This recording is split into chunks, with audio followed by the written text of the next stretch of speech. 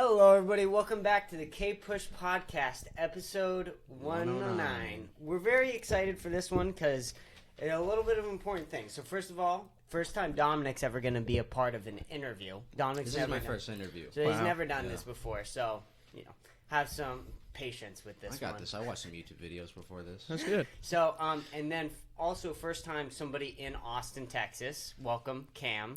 I forgot your last name. You want to give your last name? Yeah, it's a little weird. It's Cameron Illig. Cameron Illig? Yeah, Illig. Well, welcome, Cameron Illig. Because if anybody listens to us that I know, they're going to be like, you didn't fucking correct them, and they're going to call me a bitch. Cameron Illig. Yeah. Well, I'm retarded, so give me a little patience because it's going to give me a second to learn your name. But okay. Also, first time you're a comic coming on, and I've never had a comic coming before. on?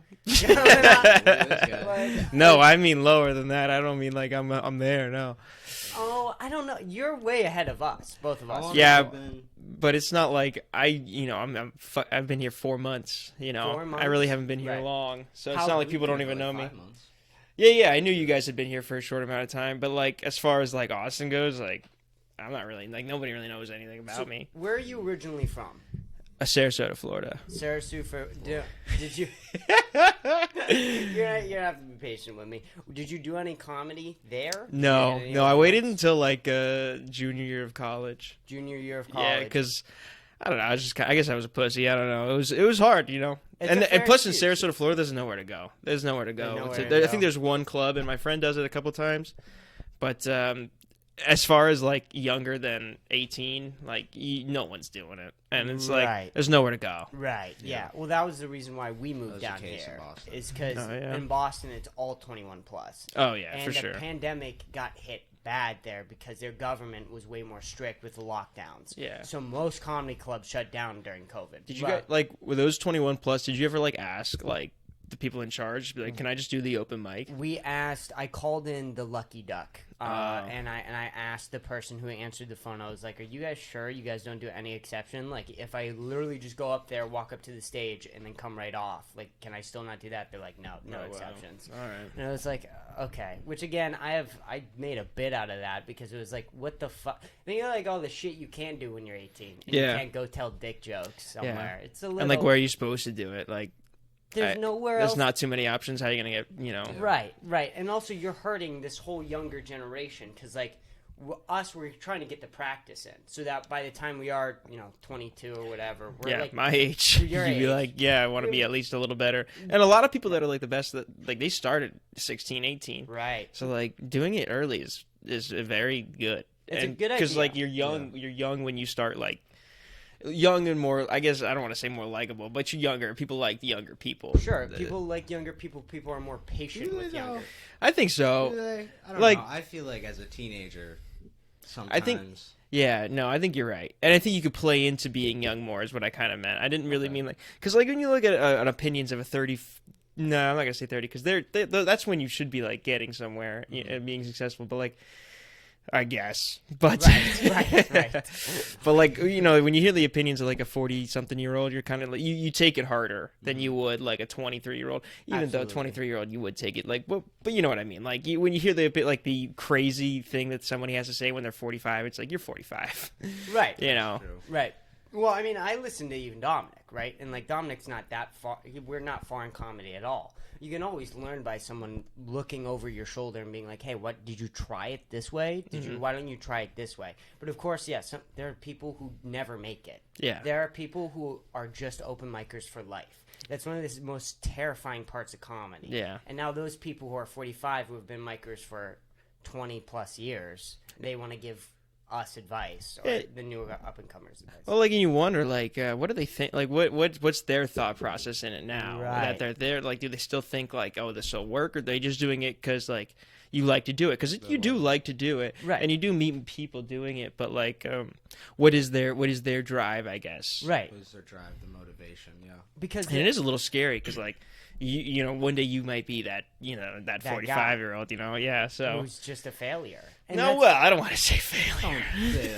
I guess not say that word, but at the end of the day, they tried something and they're still not doing it. Yeah, it's hard. It's a hard way to wake up every single day and then still do it. That's what's I think the most impressive thing is that they because it's hard to do. Like go to the like you guys live like further than I do from most of the mics, except for I think you live closer to Lazy Days than me. Yeah, I think so. Yeah, but it's just hard to get out there, like, especially when you have other shit you do during the day. Like you work a lot, right? Yep, we work a lot. Exactly. But it's just like even right now, like I do work and then school and then I like to go to the gym, but you know it doesn't always work out, and it's a lot, you know. And then you got to go like, oh fuck, I did all that now.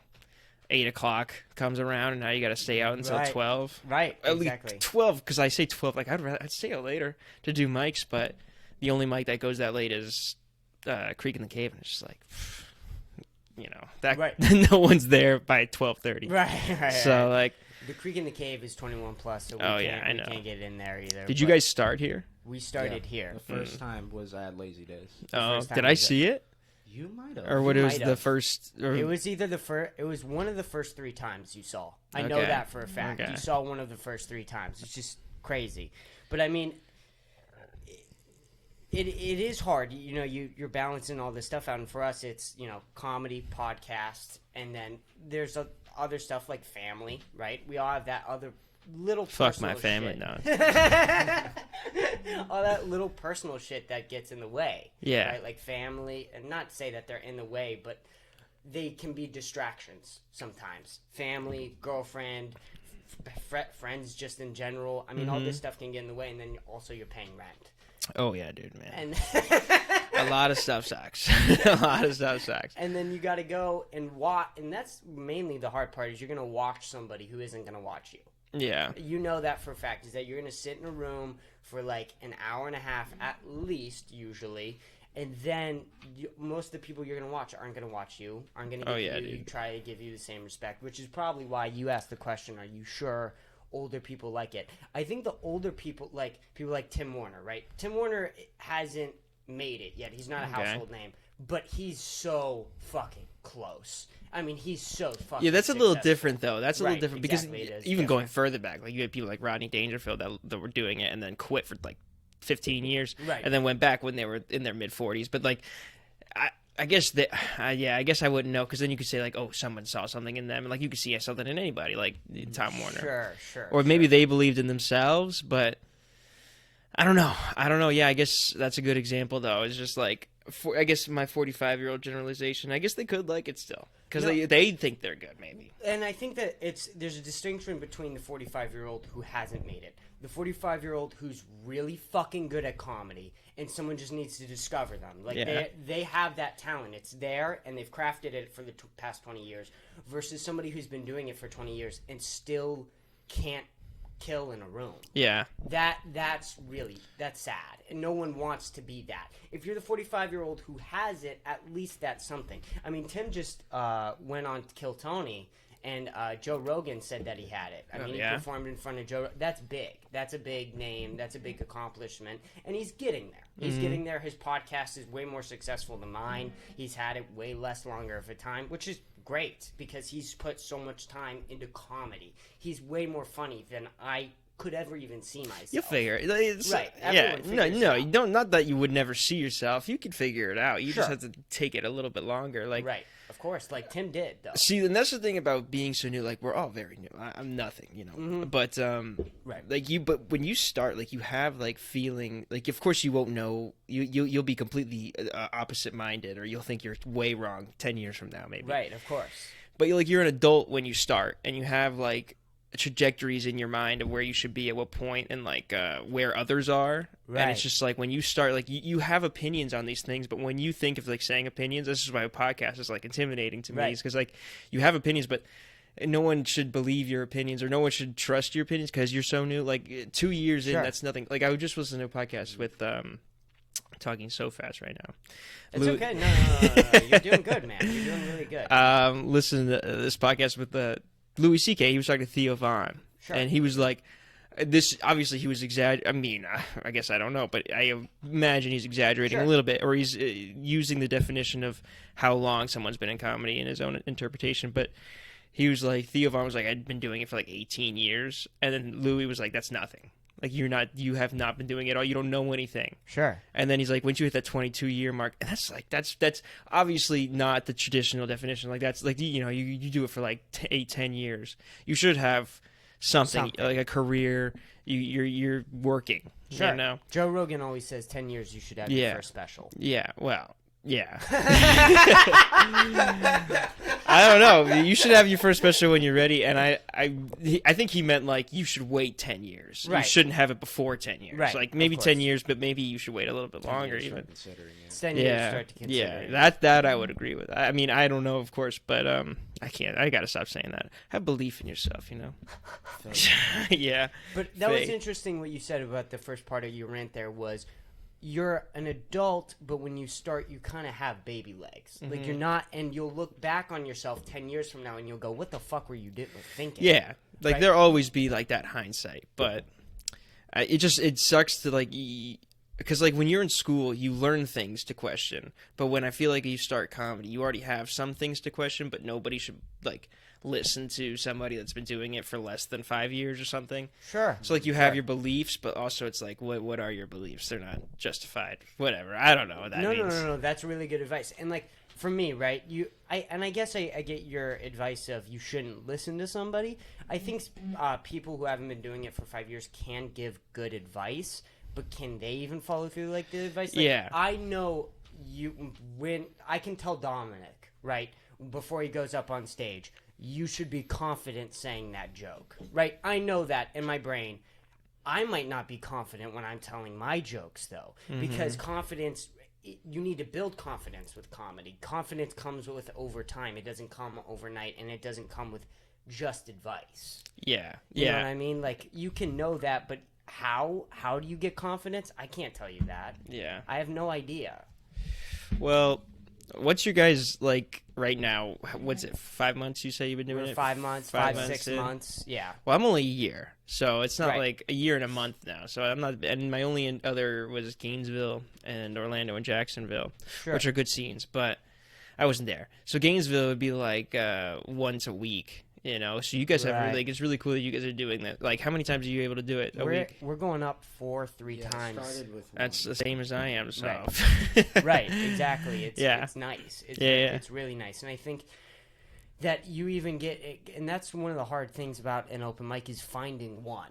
That's like obviously like once you find one. I used to be scared to like be like, where's the list? I didn't want to ask any of the workers where the list was. I was like embarrassed to do it. I didn't want them to know that I was there to do stand up. It was just like it was very weird, and I was that was like scarier than going up for me was being like, yo, where's the sign up list?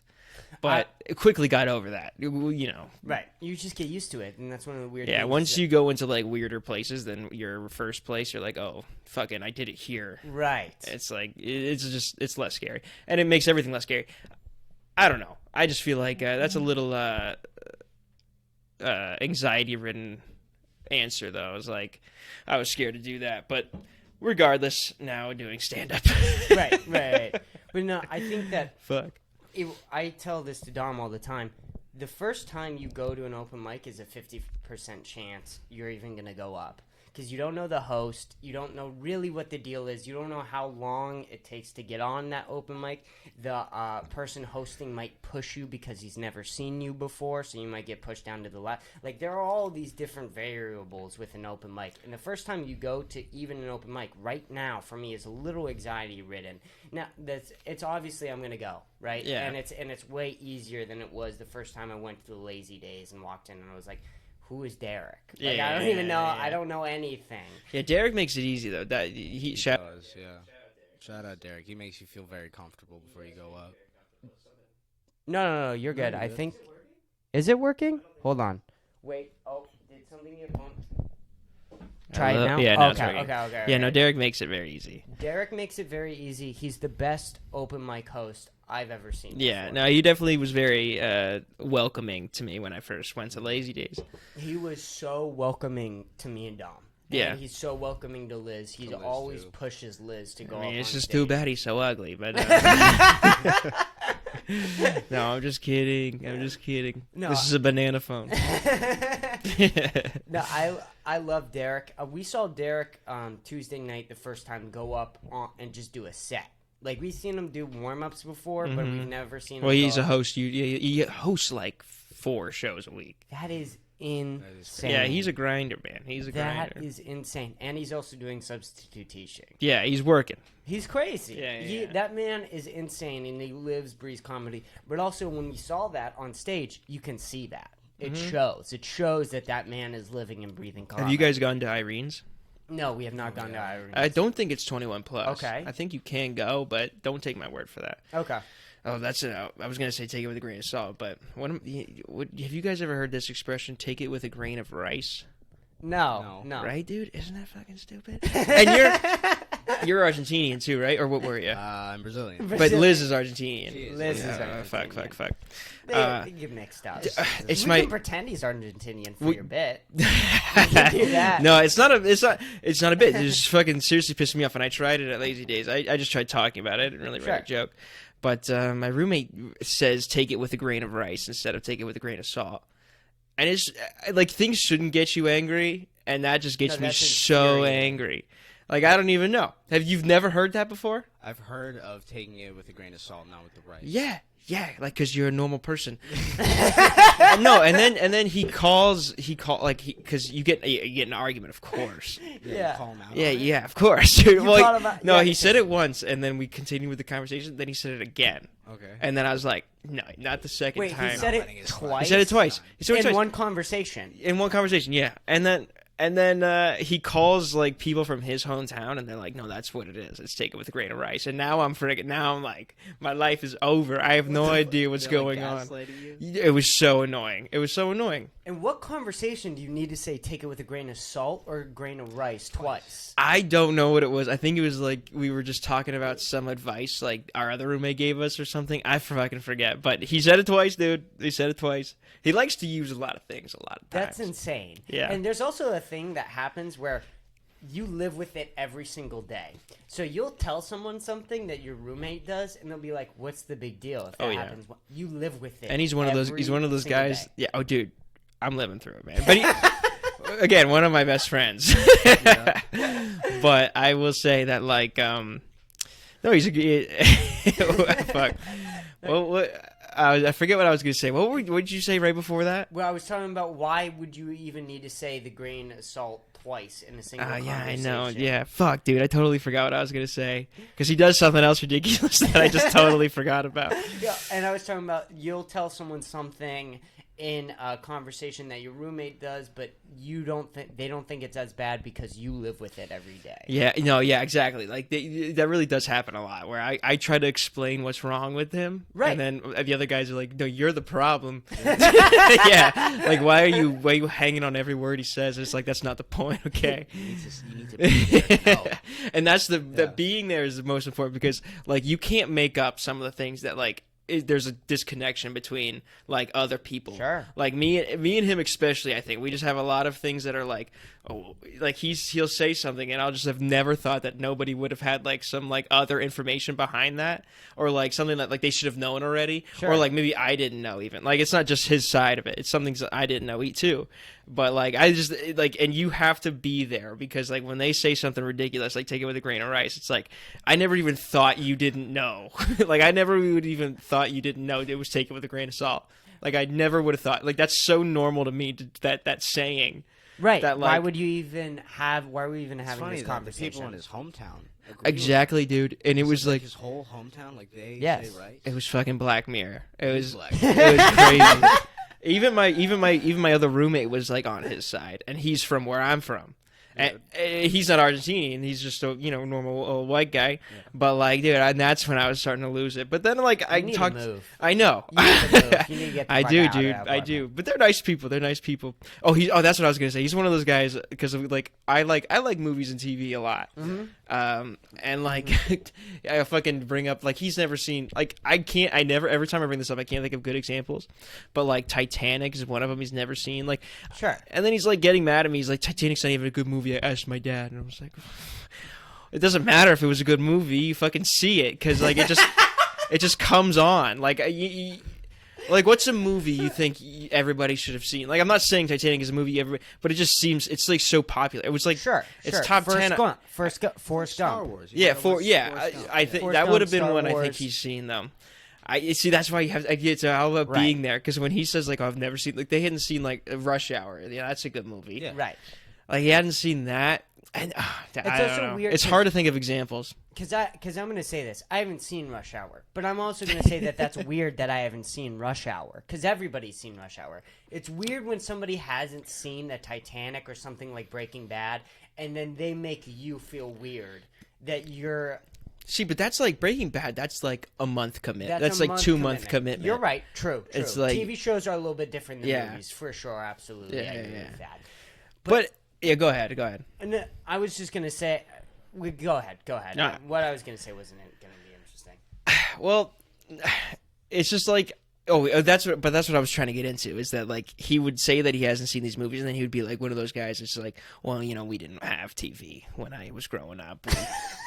We hung out. We went outside. You didn't go outside. You never picked up a book. Like no, fucking no. You know what I'm saying? No, I didn't. You go fishing? What about that pond right next door? I watched TBS FX, dude. Come on, dude, get on the level. FX has the movie. FX has the fucking movies, and that's where you see these movies. Like you just because like I had like I forget what provider I had, but like it was TBS FX, and then Comedy Central. Those are the three channels. They were like 249, 248, 250. Sure. And you would just go in between those every commercial, and it was just like, oh, now I'm watching fucking random Apocalypse Now, fucking Redux. I do miss when TV was like that. I don't like that we can like pick what we watch. I do miss just like it's on. Yeah, it definitely gave you a grander sense of like the what's on TV. Sure. Yeah. I was watching a TV show the other day, and literally the scene they had in a conversation where it was at like late night, so it was like 1 o'clock in the morning or something, and one of the characters asked the other character, "Oh, you're watching TV? What's on right now?" And in my brain, like I had to readjust and be like, "Oh wait, they couldn't just watch Seinfeld if they wanted to at that time. Like that wasn't an option for them if they wanted to do that." That's so fucking strange. Even like that's like when I would get home, I'd be like, I didn't want to watch Ellen DeGeneres. Sure, but it was on. It was on. It was on at 4. See, and this is ridiculous because we grew up in an age where it was like you could watch whatever you want whenever you wanted, right? Any time of your life. Why are you even talking about this? But at least when TV was more popular, like it was more normal to just watch random things. And like my mom liked Ellen DeGeneres, and it was on at 4, and I fucking watched it, and it was Rescue. I've seen so it was much good. Bar Rescue, dude, fucking Dirty Jobs, like. Yeah. Those are like I would say those are the more popular ones, but then I'll be like fucking my roommate and he'd be like, "No, I've never you ever read Catcher in the Rye?" That's what he would say. Where's this guy from? Where did you pick him up from? No, he's a good guy. See, I talk shit about him, but again, one of my best friends. But he is a piece of shit at the same time. Yeah, no, yeah. Did you move down with him? Yeah. He went to UF with me. We actually lived with each other before, and it was much of the same kind of. But at that point, he's done an open mic before. Yeah, and it was interesting. It wasn't bad. It wasn't bad. Now that I'm record, I should say that it was good. It was great. How many has he done? He's only done like 2. 2? Yeah, he's not really into it. He just wanted to see what it was. Sure. And so that's interesting to me, but it just doesn't seem like it's. I don't know. It's interesting that he did it because it takes a lot. You know, it's not that it takes a lot, but you. No, it does. It takes a lot. Yeah. But it was cool that he did it, I guess. The first time going up on an open mic is very, very anxiety ridden. Yeah. It is. And in Gainesville, it was still like that, but also it was still a good environment because it was such a small scene. Right. There was maybe 15 of us. It's less pressure. Oh yeah, and like people also are like even when you start, people are worse than you. People that are there, they're still not as good. Even your first open mic, people are not as good as you just because like it's only 15 people. Like it's not a lot of people, and most of the people that do it are like they're not Gainesville, they're not students, they're like locals. So it's like I don't know if you've ever been to Gainesville, but it's not the nicest part of Florida. It's in the middle of the fucking shit. There's fucking swamp everywhere, so it's just swamp people going up on open mics. And Yeah, well, yeah, I don't like to believe in that, but are you gonna drink this? I'll drink this. No, fucking... you drink that. Okay. You pop that open. We can go get more. It's fine, no problem. We can have a couple. Yeah, dude, I don't know. Like, there was just some people there that were like, obviously they're not into it, and it gave you a lot. Like, they're not into it the way you think you are. So like, they give you a lot of confidence. Confidence. Sure, because they're like, well, if they're doing it, fuck it. And there's also some nice people. Like, there's this one, the woman that ran this whole scene. So she was very inviting. Very, not the person I would hang out with, but very inviting and got you involved really fast. She's like a world tour, like, rock star. She's not like she did comedy on the side. I mean, she's living in Gainesville, so I don't know how successful. But they were like, they did like a... They did like a European tour like just last year. So like she's doing something. So, but she was cool. She was really cool and she really helped. But she would be like the host. She'd be like Derek. But Derek's not a host. He's a good stand-up. But she would do like crappy jokes. And not that Derek does crappy jokes. I'm talking myself into a corner here. No, but she going up talking about fighting alligators. No, she wasn't like that. She wasn't like that. She was like, she was kind of just like this new wave feminist kind of vibe. And like, yeah. But other than her, like there was this guy called Gainesville, Florida. They were there. They were there. Feminists. They were there, dude. Okay. But there was this guy, Surfer Jesus, who was an older comedian, and he was really inviting too. And these people toured over Florida. Like they had like two of them. Like there was this other guy, Brian Ziola. I never really talked to him or worked with him, but he was cool. He was one of the bigger names. But yeah, it was just really inviting. It was really inviting. That's awesome. And that's why Austin's kind of like, it's nice. It's inviting also, but also it's just way bigger and way more like you need to know. You need to like. It feels very competitive. It's competitive. Yeah, it is super competitive. When we went for the first time, I thought it would be like more of new people trying open mics rather than just like people who are already experienced. Because you don't really see new open micers that much. No. Yeah, but here it's like people who are working on their shit. Yeah, it's like they have to do these open mics because they have to like understand if it's good or not. Whereas any other small city is just like fucking a drunk person. Right. Yeah, absolutely. Well, and that was one of the things that my worst bombing ever to this day is accidentally bumping Genevieve. That was the worst bombing I've ever done. I've only really seen her like 3 times, and I know that's not good. No, I would have ran, dude. I would have got out of there. Genevieve, for people who are listening and who don't know Genevieve opens for Joe Rogan. Mm-hmm. She's really good. She's one of the best comedians I've ever seen. She's fucking top notch, like one of the best comedians. I think probably the week before we paid to go see her. Like 2 weeks before we went to go see her at the Velveeta. And so this week, Al Berry was hosting in for Derek. And where? At Lazy Days. Oh, shit. Yeah, so it was one of the days he covered for Derek. And then I go in, and Genevieve... So what was it? We were like the last people there. It was going to be me, Liz, and Dom. We were going to close out. Genevieve walks in with her 2 of her friends, and I'm the last person, or what was it? I was the last person in our group to go up. So out of me, Dom, and Liz, I was the last person to go up. And then after Dom, he goes, Genevieve's going up next on deck. And then he goes back up after Dom goes up and goes, actually, never mind. It's Chris Puskar. And I was like, I don't think that means you bumped her. You didn't bump her. No. I didn't actually bump her. That's right? a little It's less. different. That's a little less. It's way they kind of. That's honestly them fucking you. It's not like exactly. Like, bumping would be the other way. But I went on stage, and the only thing I thought about was how I bumped Genevieve and just went, and couldn't make a word out. Couldn't make a single word out. And you're just like polar opposites too. That's why it's hilarious. Exactly.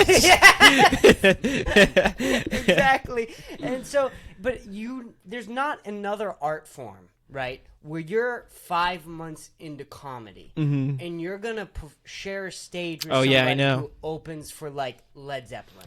Yeah, that's never gonna happen. Yeah, it is, especially in Austin. That's interesting, and obviously any big city, I guess. I don't really know how the open mics would work in like New York or LA. Sure. But I know you can go up at like the Comedy Store in LA, but.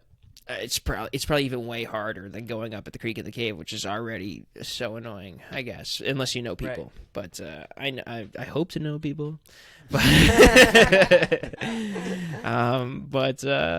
take advantage of whatever advantage you get. But yeah, they fucked you, dude. Yeah, no. And that's what they do with the Creek. No, never mind. But yeah, they fucked you. That sucks.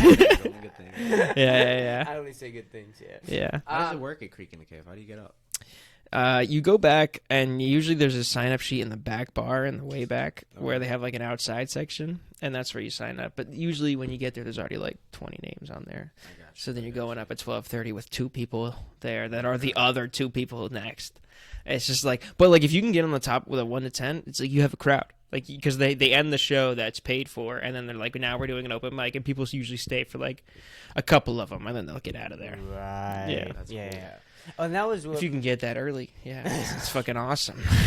Well, I'd kill for that. Me and Dom bombed at Wanderlust this Wednesday, and we were talking about after the bomb. We were like, one of the weird things was when you sit there for 2 hours, you like forget your set. Unless you're that's true. I guess that's unless you're constantly reading it over. By the time they call up your name, especially if they don't do an on deck, you're sitting there for 2 hours. You're waiting, and then all of a sudden your name gets called, and you're walking up stage, and you're like, I was not. Yeah, dude, that definitely fucking happens. I don't know the longest I've waited. I waited a long time in Orlando. I went to Orlando and I did like I think 3 mics in one night, and which is like whatever, but. Yeah. I actually met a really funny fucking guy there. Cam something. It was hilarious. His name's Cameron. That's why I remember. But he's fucking hilarious, and he's the only one that did good that night out of everybody that was there. He was an Orlando local, and he kind of knew what they wanted. Like they don't want like premises and like things. They want to have a conversation, pretty much. Okay. Like they want to talk to you. They want you to respond to what's happening in the room, and it's like that's not where I was at. I was like right. 4 months in. I was like, I'm just trying to do jokes that aren't that good. That I wish you would pay attention. Actually, we did one mic. The first mic was good, but that was at like a cafe, and they were doing poetry too. That was actually a really good mic. And then we went to this other one that was fucking disgusting shoebox of a bar. And I didn't even go up actually because it was pointless. There was nobody there. There was like just a couple bartenders. I should have went up there, maybe talked just like to them directly. And then we went to this lampshade bar, which I think it's called Lampshades, or shout out Lampshades, but just a bunch of lampshades everywhere. It's fucking weird. I think if you bring in a lampshade, you get like a free drink or something. Are you serious? Yeah. Like it's decked out. And I went up there. I think I was like 3rd in our group, and I did okay. Like nobody was paying attention. Like you could see like the circle, the immediate circle around you, like maybe like 10 people. It was a packed bar. Just it was so loud. It wasn't like they were there. They weren't there for open mic. Sure. They were there to fucking have fun. And I was there to not have fun. But like you could see like 5 people were enjoying it. Like they were laughing. There was somebody in the back laughing. And then I got an argument with somebody in the back. And then it was just like it wasn't really a good argument. I wouldn't say I advanced my argumentative skills anywhere. What was the argument about? I think it was like something like I said something about having a small penis or something, and then he was like, "I have a small penis," and then I don't know. I just caught. But that's the argument. That's the way it starts. He was just so weird. He was just a weird guy that was just like it was funny in the moment because like we had it like through that night. I just kept seeing him for some reason, and he was like always making like weird fingering motions or something.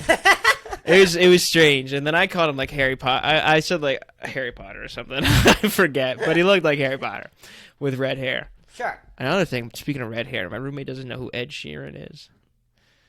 He doesn't. See, that's what I'm saying. That's what I'm saying. What? That's what I'm saying. He's never heard the name. They both of them actually had never heard of Ed Sheeran. Never. They don't even very know. alien-like. It's like it doesn't make sense. It's like, did you not experience life? Yeah, have you not turned on the radio? Like, it doesn't make sense. It doesn't make sense. But you guys have heard of him, right? Of course, exactly. Everybody has heard of Ed Sheeran. He's one of the most famous artists right now. It's like it's just ridiculous. That's what I'm living with. I don't know how I got on that. The way you're describing your roommate, we're picturing him sounding like he lives in a log cabin. No. In, like, the upstates of New Hampshire somewhere. Hey, New Hampshire's a nice place. That's where my parents live. I'm not saying it's not a nice place, but that's where you go if you want a log cabin in the winter. You want to go up to New Hampshire.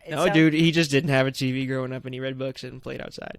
That is unlike my fucking decrepit mind where I watch TV. Oh yeah, you played outside. I watched Sweet Life on Deck, dude. Fucking. And did it work? Is he better than us? Well, he's got a good job. So. Oh, damn it. Yeah, no, he's not better. He sucks. I want to meet your roommate. Yeah, if you met him, you'd be like, "This is a nice guy." You'd like, "Fuck you, dude," because he is a nice guy. He's a great guy. Yeah, that's fucking hilarious. And he's very good at having conversation. Okay. But Argentinian, very, very cool, very cool. What are the? I say you've been doing comedy for a year and like couple months now. What's your biggest accomplishment? Do you think that you probably have gotten? Accomplishments? Yeah, like would it be? And I guess when do you feel most like a comic? When did you feel I feel like a comic? Well, in Gainesville, I would say. Here it's more.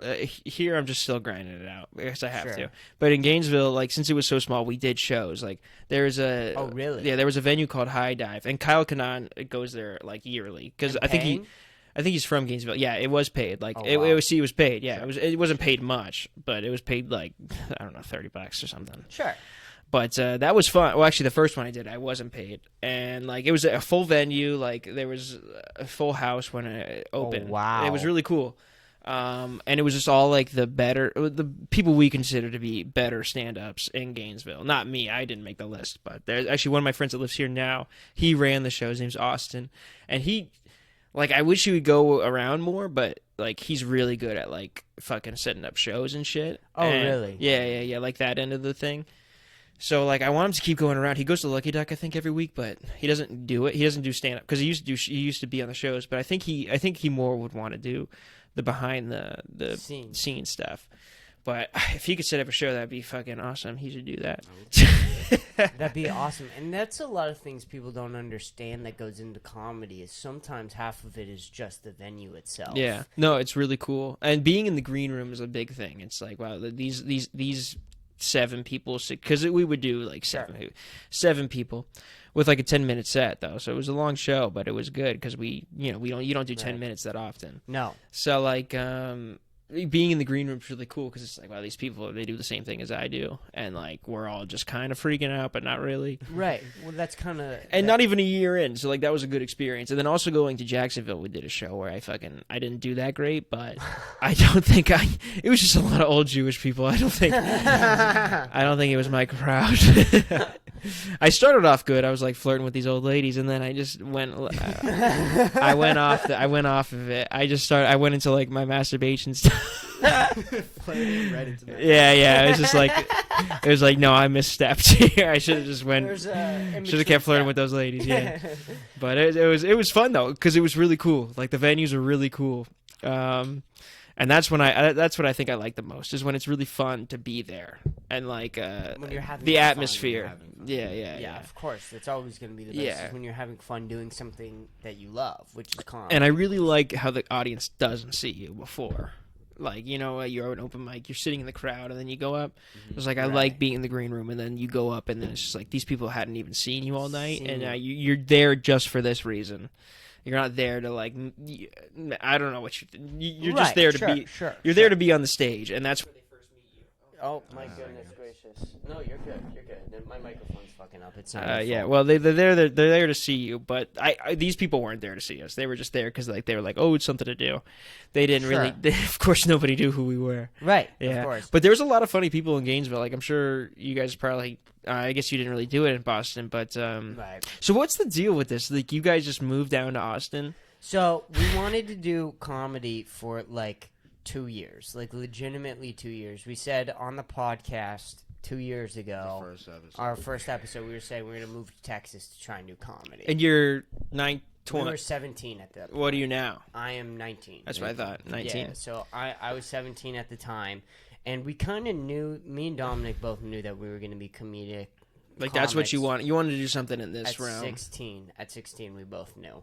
We kind of both always talked about doing something creatively. I still want to be a director, so that's always sort of what I wanted to do ever since I was like 13 years old. There was something really amazing when I just watch movies. There's like a feeling that I get where I'm like, this is incredible. And like, there's so many comedic directors now. Like Donald Glover's probably the biggest one. Jordan Peele's a big one too. Who are these comics who now direct fucking movies? Well, Louis C.K.'s directing now too. Louis C.K. is now directing 4th of July. Yeah. Yep, that's one too. Bo Burnham. Yeah, that's who got me. That's what, because like, take it with like not Bo Burnham now. It was Bo Burnham back in like 2012. Yeah, sure. Yeah, just very like what and words, and that's who got me into it, because I was like, because my brothers are older than me, so they would introduce me to a lot of things, and Bo Burnham was one of them, because he was still older from me. Sure.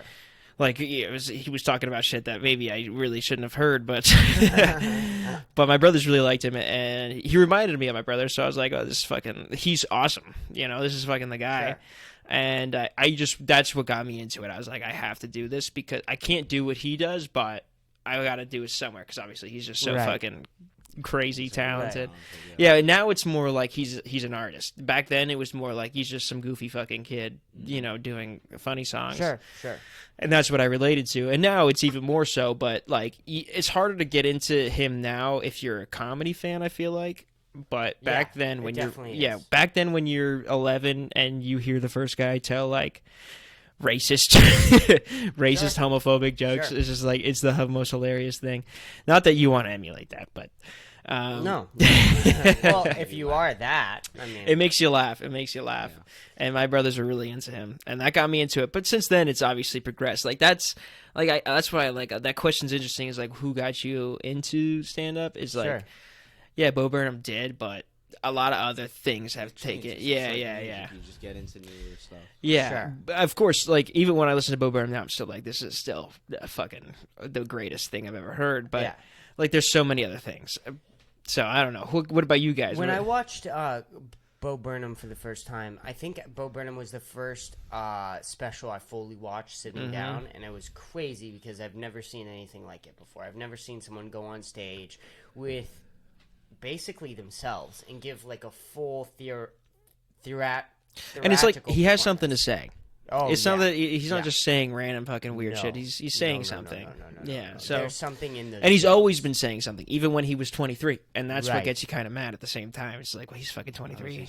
How does he think? Why is he thinking about all this shit? And I like that he says that like you shouldn't listen to him even still. 'Cause that's one of his things is like, I'm just some fucking kid. Like, why would you pay attention to me? And all, like, I shouldn't talk about these things. And he doesn't really talk about them in the way that would affect anything. He talks about them in like fucking goofy ass ways. Right. So I don't know. That's why he was kind of cool for me. Yeah, absolutely. One of the problems I had with Bo, not problems, because this certainly isn't a problem with Bo Burnham, but watching Bo Burnham and then also getting back into comedy is the fact Bo Burnham seems so far ahead. Like, when you first watch Bo Burnham, you're like, I could never, ever even touch that. Like, creatively, but making something like what or words is so crazy difficult. Well, not even what and Make Happy. What he did now with Make Happy, with the newest one, I forget what it's called. Inside. Yeah, Inside.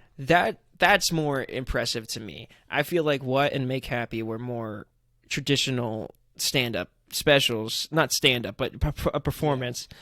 This was more like outside. This was more like he wanted to show that he could fucking do something. He did something that is the comedy's, I think, worst fear.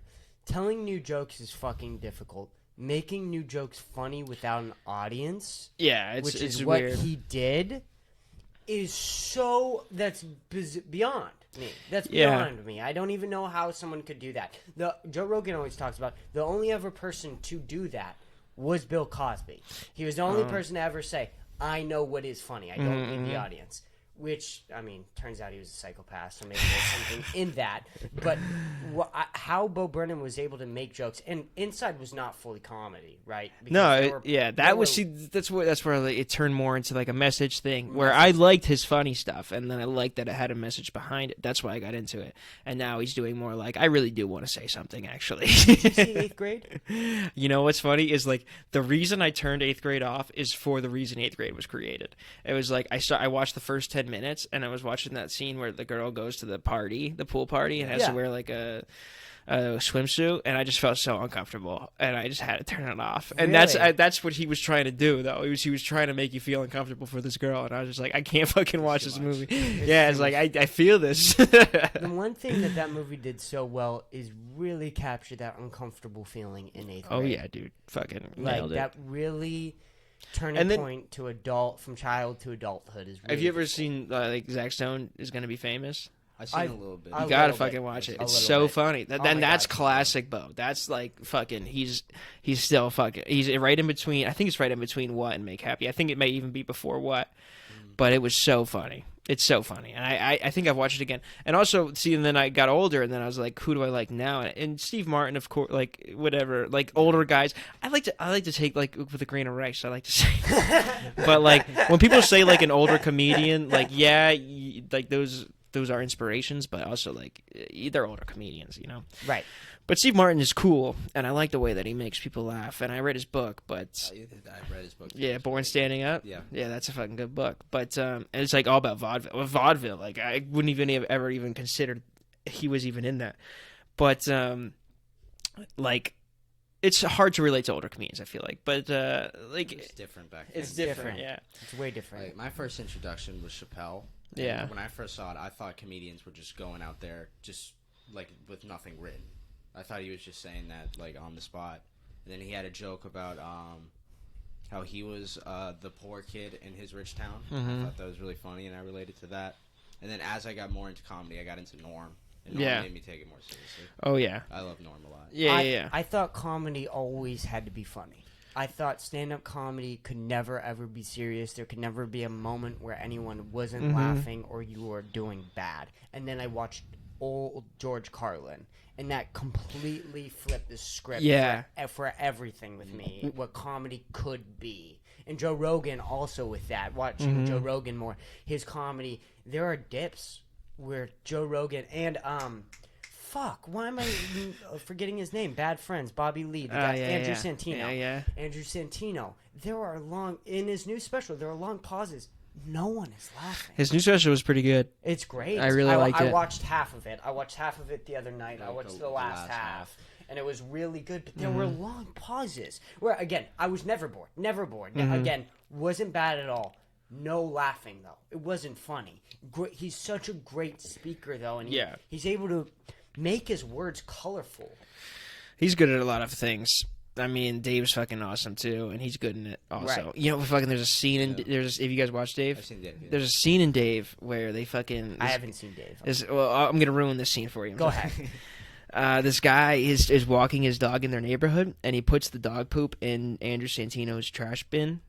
And like Andrew sees it, and it's like it's to me it's like so like epitomizes like what a comedian would think in that moment, and like he just gets angry and grabs the bag and starts following the guy or trying to find him down the road, and he never finds him. But like then I literally parked my car like last week, 2 weeks ago, and this guy. His dog pooped, and he put his shit in my trash bin, and I just had to think about it, and I almost thought about just doing it for like the fucking. I was alone, so it would only be funny to me, and that's and that's sad, but man, like that moment just clicked in my head. It's like I'm angry that he put that in my trash bin. Of course. And you shouldn't be, but and that's why it's awesome. And then you guys should, since you do stand up, is I don't know if you've seen this. HBO's Crashing with Pete Holmes. No, Pete Holmes is one of my favorite. And Dick Cavett, you should Dick Cavett did like an old he was like an old TV host. Mm-hmm. Hilarious. He would have the name, but he's not hilarious. He's not hilarious, but he has like funny. He had like some of the older comedians on there, and he also has like people that are like James Baldwin and shit, like people who are social activists and other things like that. And Andre the Giant, he's up there with them, but that fucking like I think Richard Pryor goes on it too, and they talk, and it's just like that to me was like that was like a big thing for me when I was getting into stand-up, was like listening to these old people, not old people, these old comedians talk about comedy back then, and with Dick Cavett, because I like Dick Cavett. He's still alive. I don't know how. But like shows in the 60s and into the 80s, he's still alive. He's still alive? I'm proud of him. But yeah. But fucking that got me into it a lot. Especially the older guys. Even like Andrew Dice Clay, like right. Like it got me into him. I don't think that did, but and then I just watched like as many any documentary I could about not like comedians, but like the Comedy Store and like the Cellar. The Comedy Store documentary was really good. That was really good. Yeah. But I watched like an older one, and then I saw the newer one, which I like just as much. Sure. But it's just it did a lot for me history wise, I guess. Like not that matters, but it made me think like, other people are doing this, and it was worse for them even maybe. The one weird thing with comedy now is that I guess the only other form that you could say this is rap too. You could say this with rap and stand-up comedy, is that if you are a rapper, if you're a comic, you can know the entire history of your art form. Mm-hmm. When did stand-up comedy start? The 1930s? Well, that's what's interesting about Steve Martin, is that is like vaudeville shit, like, right? Especially in the 30s, like that was vaudeville, and I think like there wasn't like I'm not the best. No, you're good. Librarian. You're good. I know. Well, we get it. But like there was things like there was never just stand up. Like you had to do like a variety show. Like you had to do it. I think I forget who said this, but it was like music and then stand up and then music again. So like the tension breaks and it's like a different environment. But that also doesn't work. Like newer people have been like, that obviously doesn't work because you can't go from music to stand up. It just brings the whole vibe down almost. It does. Like here's fucking the Red Hot Chili Peppers. Now let me tell you about how I want to kill myself. Like it does not work that way. And then here comes fucking whoever. It's just ridiculous. But like that's how it started, and it's much harder. And then I would say like then. I would say 1930s, but then the Lenny Bruce. Lenny Bruce was the first one, right? With the what was it? The 10 things you can't say on television. No, that was George Carlin. I think. Didn't Lenny? I think Bruce, it was 7 things. You might be right. I think Lenny Bruce did 7 things, and then George Carlin, as a reference, did 10 things. I'm not too sure. After Lenny Bruce, because I maybe. think Lenny Bruce went to jail for that bit, and then George Carlin did it on television. Yeah, I know. Fucking 20 years later. I don't know, actually. I only know the George Carlin one. I'm but pretty sure that's how it went, although who the fuck do I know? Yeah, no, yeah. I don't know either, so... But we'll both be right. And that's something watching SNL back then, like in 1975 in their first season, is that like George Carlin hosted, and it was like the musical guest was half the show. Right. Like, it barely was any sketches. It was a variety show because like that's what they thought. They thought they had to do that. So because no one was going to pay attention to just comedy. Yeah. So they had to do a bunch of stuff like that. So I don't know. It's interesting how that upgrades. What were we talking about in the beginning of that? I don't know. We'll keep going off of this though. Who gives a fuck? No, I think Dick Cavett introduced me to Sam Kinison though. And I like him. I liked him when I was starting, or not Sam Kinison. He's like this guy. Oh my god, Sam Kinison. You guys like him? Yeah. I got introduced him when I watched the Comedy Store. Yeah. He's the guy. I figured you guys would be into all this. Yeah, I didn't really. I'm not trying to say that I know all the. I don't know anything. No. We all know a little bit. You just literally have to be into stand up to know it. Like that's I think that's another thing that disconnects me from like roommates and stuff. Is that like.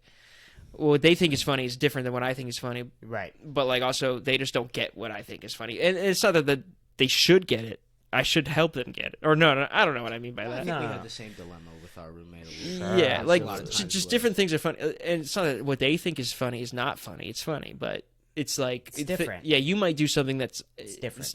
It's not funny to them. Sure. You know what I'm saying? saying?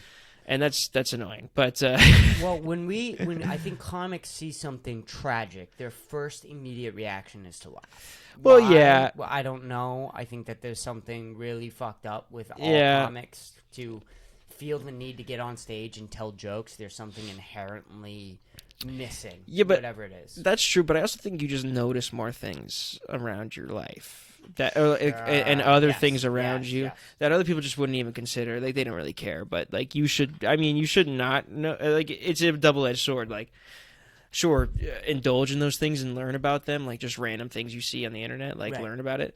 But, like, I've spent hours watching fucking like Marvel comics explained. Like, I don't need like. I don't even really. I've never read a comic book. Me neither. I watched the comic book YouTube channel. And I just know so much about fucking all of it now, and it's ridiculous. But I did get into it, like, because that's what I think you do. I think that's what I do at least. Is like I see something and I get into it for like fucking a month, and then I'm kind of done with it.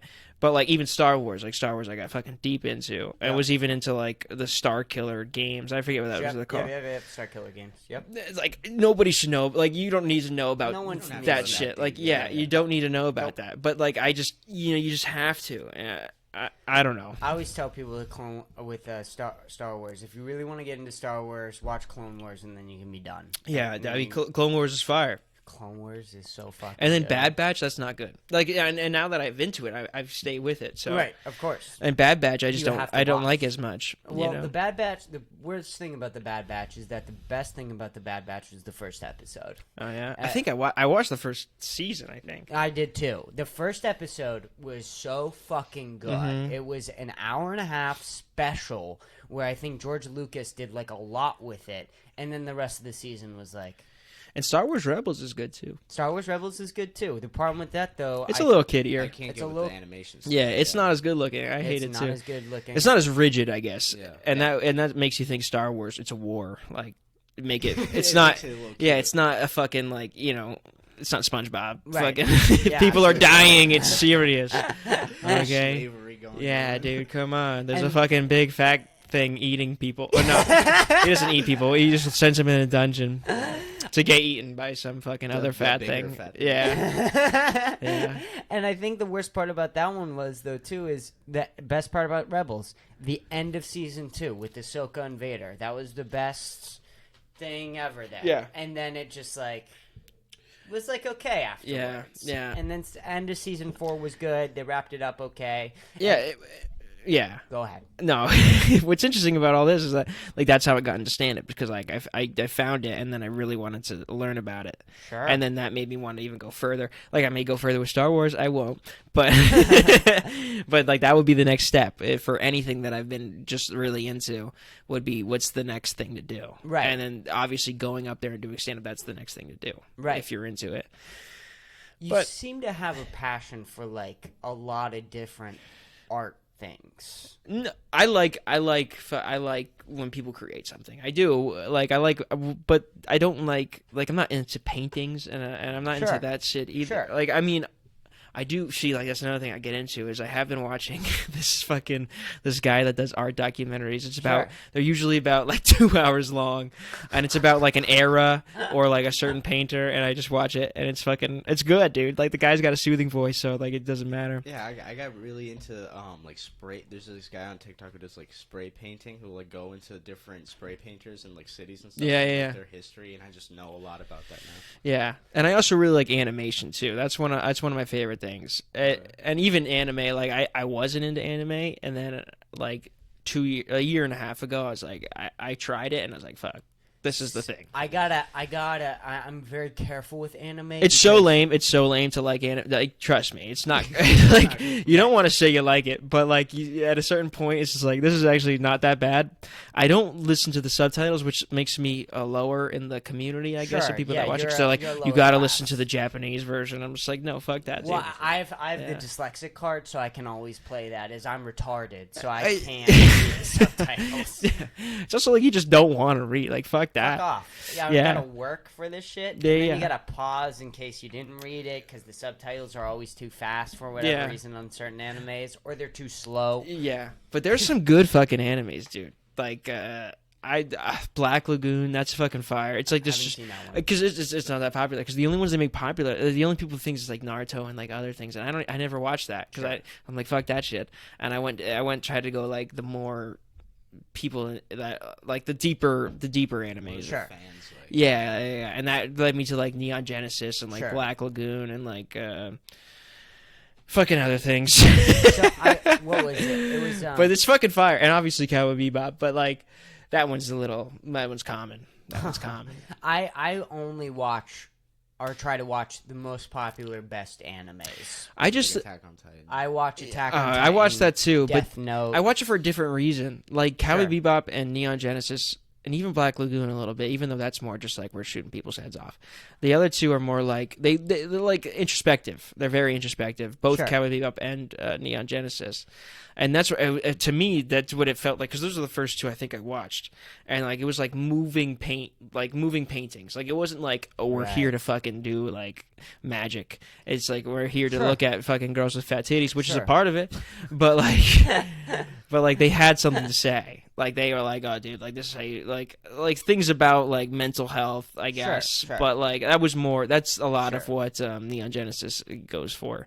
But the Cowboy Bebop, I don't even know what that goes for, dude. But it fucking looks cool. So, and that's the art style is very important to me. Like I'm not gonna watch something that's very Sure. polished. That's why I Sure. like late '90s, early 2000s. Okay. I like- like Akira type stuff. Yeah. I watched Sure. Akira. Like that was like the first anime movie I watched, and it was okay, but like it looked awesome. It looked just awesome. Looked amazing. Yeah, and that was really cool, and that's what I really like seeing is fucking something that looks dope as shit, like anime especially. Like I'm not a big magic guy. Like I don't need all this magic. I want to see like fucking like you tried on every fucking shot. Like every panel of animation should just be fire. Well, I think that it gets really interesting with. I think I really like cinematography a lot for that reason, and I think people like Vince Gilligan really trying to make boring stuff look cool, which Yeah. I'm always into. Which is you can do that really well with animation. Is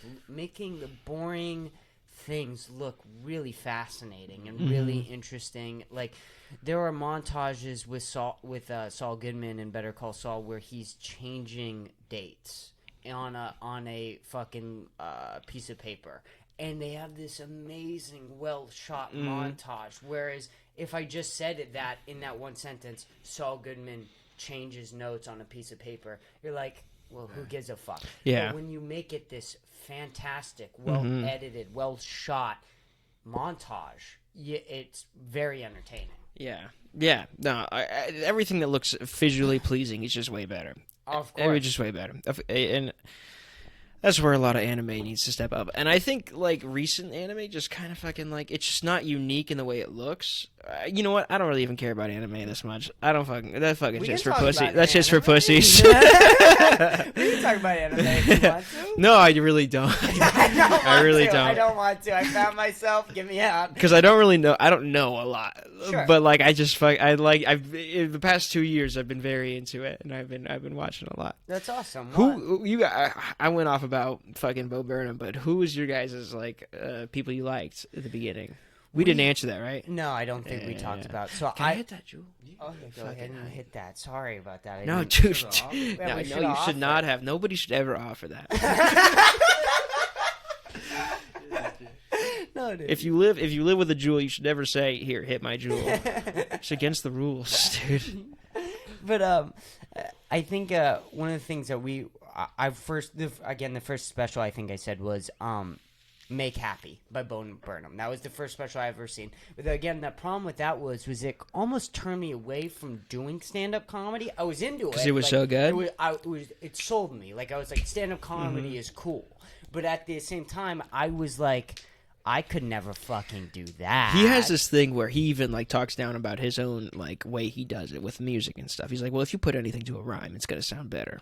Like any joke that rhymes is just gonna sound better, and people are gonna accept it better. Sure. Like he even talks down about his own thing. So like, you don't need to think about it like that. It's just like we all think he's great, but he doesn't. He doesn't think he's that great. But those are the best artists. Yeah, those are always and the that's what best you should artists. be. You know, you should just always be like, people think this is great, but I don't. So I'm gonna just keep trying to make it like I'm gonna keep working until I think it's great.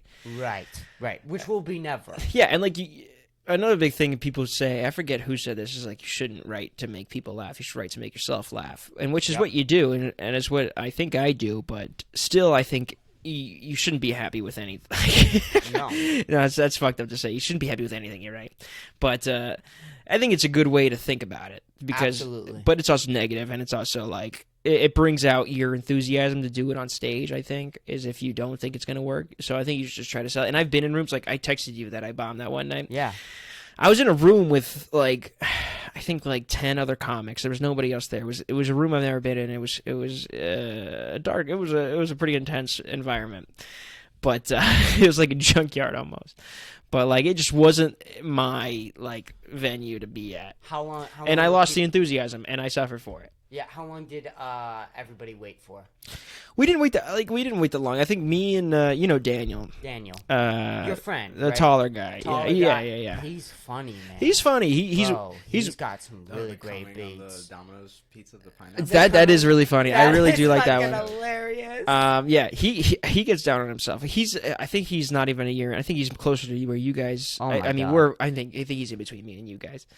Okay. Sure. He's funny, and that joke is really funny. He gets down on himself. Like everybody just gets down on themselves. Yeah. And it's a part of it. Like I do jokes that I feel like are very I don't want to say catchphrasey, but like they have parts where you're supposed to laugh, and like I don't like that. Sure. Oh, that's where he was supposed to be clever. Sure. Like that just I'm trying to work away from that, but then also sure. 5-minute audience, you don't have the opportunity to blend it in like that. So you want to be fast paced, and you want to have a part where you're like, this is where it's supposed to be funny. But like to me, like I feel like the new era of stand up is going like more in the direction of not like Mark Norman's an exception, I guess. But like not like that. Like not like here's set up punchline. It's like here's a tidbit set up, and then hit line, punchline. Sure.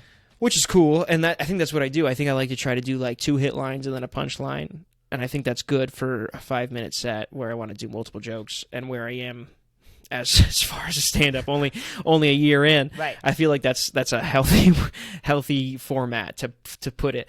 But hit lines are important because it just keeps people engaged, and it makes it easier to get through it. It's like you have a part where people should probably laugh a little bit, and then the big laugh, which is sometimes you mix up your taglines and your punchline. Like you should switch your punchline to a tagline and your tagline to the punchline, which I just discovered with one of my jokes. But one of the ones I just tried this week, and it did pretty good. I usually did pretty good at Lazy Days because everybody's so inviting there. That's a very nice venue. Everyone's so inviting, and then the people who you can find weed there very easily. Weed? Really? Oh, at Lazy Days? Oh, did you guys not know? No, see, dude, I'm off. I can't weed to me has changed. Sure. Go ahead. Well, like since my in the middle of my senior year of college, it just turned on me, dude. Like it was just like it wasn't like this thing that I used to calm down anymore. Now when I hit it, I'm just like it gets you more anxious. It gets me way more like anxious. I've never been anxious, but it gets me way anxious. Like I need to sit in a room for a little while, right, alone in darkness. I can only smoke with people I'm completely comfortable with, or if I'm alone. See, like it would be anybody I'm with, even when I'm alone. Like it would play with me. Like, and then but that's what like CBD now. Like I get high off CBD. Like it's insane. Like I mean, like Delta 8 or something. But right. Like, and I don't get high. Like I get I feel something. And when I was smoking, I didn't feel anything when I smoked stuff like that. But I think that one of the nice things about that, even that CBD being there, because it does relax you a little bit. Even for smokers like me, it probably won't get me high, but like it'll still. It's there. You just don't notice it. It's there, right? Yeah. Exactly. And I think that one of the nice things about that is if you are waiting for 2 hours and you got to sit through comic after comic after comic. Oh yeah, dude. That weed get high as fuck makes it so much. Dude, get high as fuck, bro. Get high as fuck. I mean, that's another thing is like you don't really want to like, especially when you're still learning. Like you don't want to. And I get drunk sometimes. Drunk is great too. Before not Lazy Days because that would be weird. That would be. But like when I would do like other sets. even at East Austin Hotel, like I don't think I would drink there, but I would get buzzed. Yeah. And then like it does help with the smoothness. I don't know how weed. I don't think I've ever done it high, but that would probably make me think about a lot of things and mess up. So I've noticed that it can make anything more with on stage. Yeah. So if I'm having a really good set and I'm high, it's like amazing. It's better. Yeah. If I'm bombing and I'm high though, well, oh my it's a rough. I think you give into it. I think you give into the bomb easier. Yep. Which is a problem because like if you're sober, you could be like, oh, that just bombed, but like. I'm sober, so like I'm like whatever. I did that 8-hour shift in that day. And drunk is like you just don't care. Like that's why I feel like drunk's better than being high. But also like if you don't have to do either, then that's better. But you are waiting, so like fucking do something. Like, right. Yeah. Right. So I don't know. I think what you said though, give into the bomb. I think yeah. That's a perfect way of phrasing it because I also think though it can go the other way where you're just more willing to give into whatever is happening when you're high. Yeah. So if you're fucking murdering, you're gonna go in on the murder. Yeah. If you're bombing, you're gonna go into that bomb. Yeah. I think that's a good point. But I also think like drunk is like you don't care just what they think, so you will go harder. So I think it helps in that way, but it's just like you don't want to be dependent. You don't need to be. Yeah, you don't need to be. And if you do a serious show, like you really don't want. You don't want to have that be your crutch because, like, then if you get too drunk at one of these serious shows, it's like, well, fucking nobody likes you there now. Right. And that's half the battle is getting people to like you. There's also I forget what you were saying before, but you were saying something about writing and something being positive or tune positive or something. Me and Dominic always talk about how we never can write good comedy if we're happy or in a good mood. We have to be in like a negative, fuck the world mindset to write good jokes. And like we kind of don't want that mindset. Yeah. But also we've never written a good joke without that mindset. And we've talked about this before. He's never written a good joke.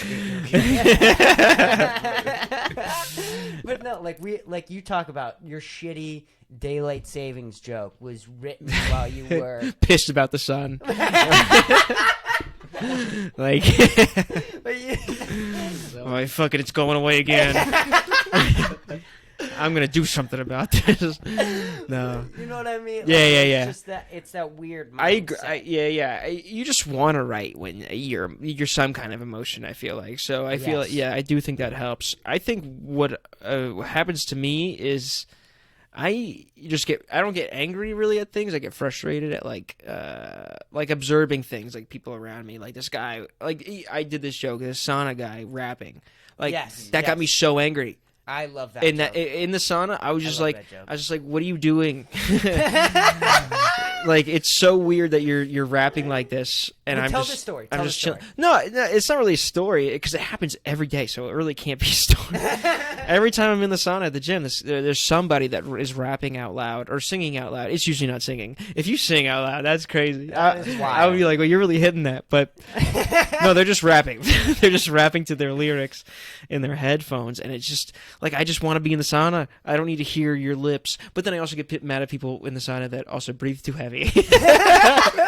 So like I'm not a good gauge at when you should get angry at somebody in the sauna, but like it's just like it's not like it's not extenuating work to be in the sauna. Like I guess it is for some people. That's why I feel like an asshole saying that, but you breathe heavy? Like I've never. It's such an asshole thing to think because like that's so stupid. Breathe however you want. Right. But the rapping thing, that's controllable. That's controllable, man. You can get on top of that. It's controllable. And people go in there without shoes on, which would be fine at like an Equinox, but this is not an Equinox. This is a dirty ass gym. Like, put on some shoes. Like, those things get me mad. Like, they don't get me mad. They get me frustrated. And then, not even frustrated. Frustrated in a funny way. Like, I every time I see something like that, I'm like, oh, this is funny. Like, it's funny in a frustrating way. I never really think about it as anger or anything like that. And I think a lot of those things happen with my roommate, too. It's never really anger. It's irritation, but also, like, in a Curb Your Enthusiasm sort of way. Right. Where it's like, it doesn't really matter. Yeah. Nothing matters. It doesn't matter. but I'm still just gonna make a big deal. That is what's funny, though. Yeah, exactly. That... When you exaggerate something, Right. is when it's funny. But again, I think that probably having that mindset, going through life in that mindset, is probably not healthy. It's not good, dude. It's not good. It's not a good way to live life. And I think, dude, it's not. I mean, of course, very new to the game.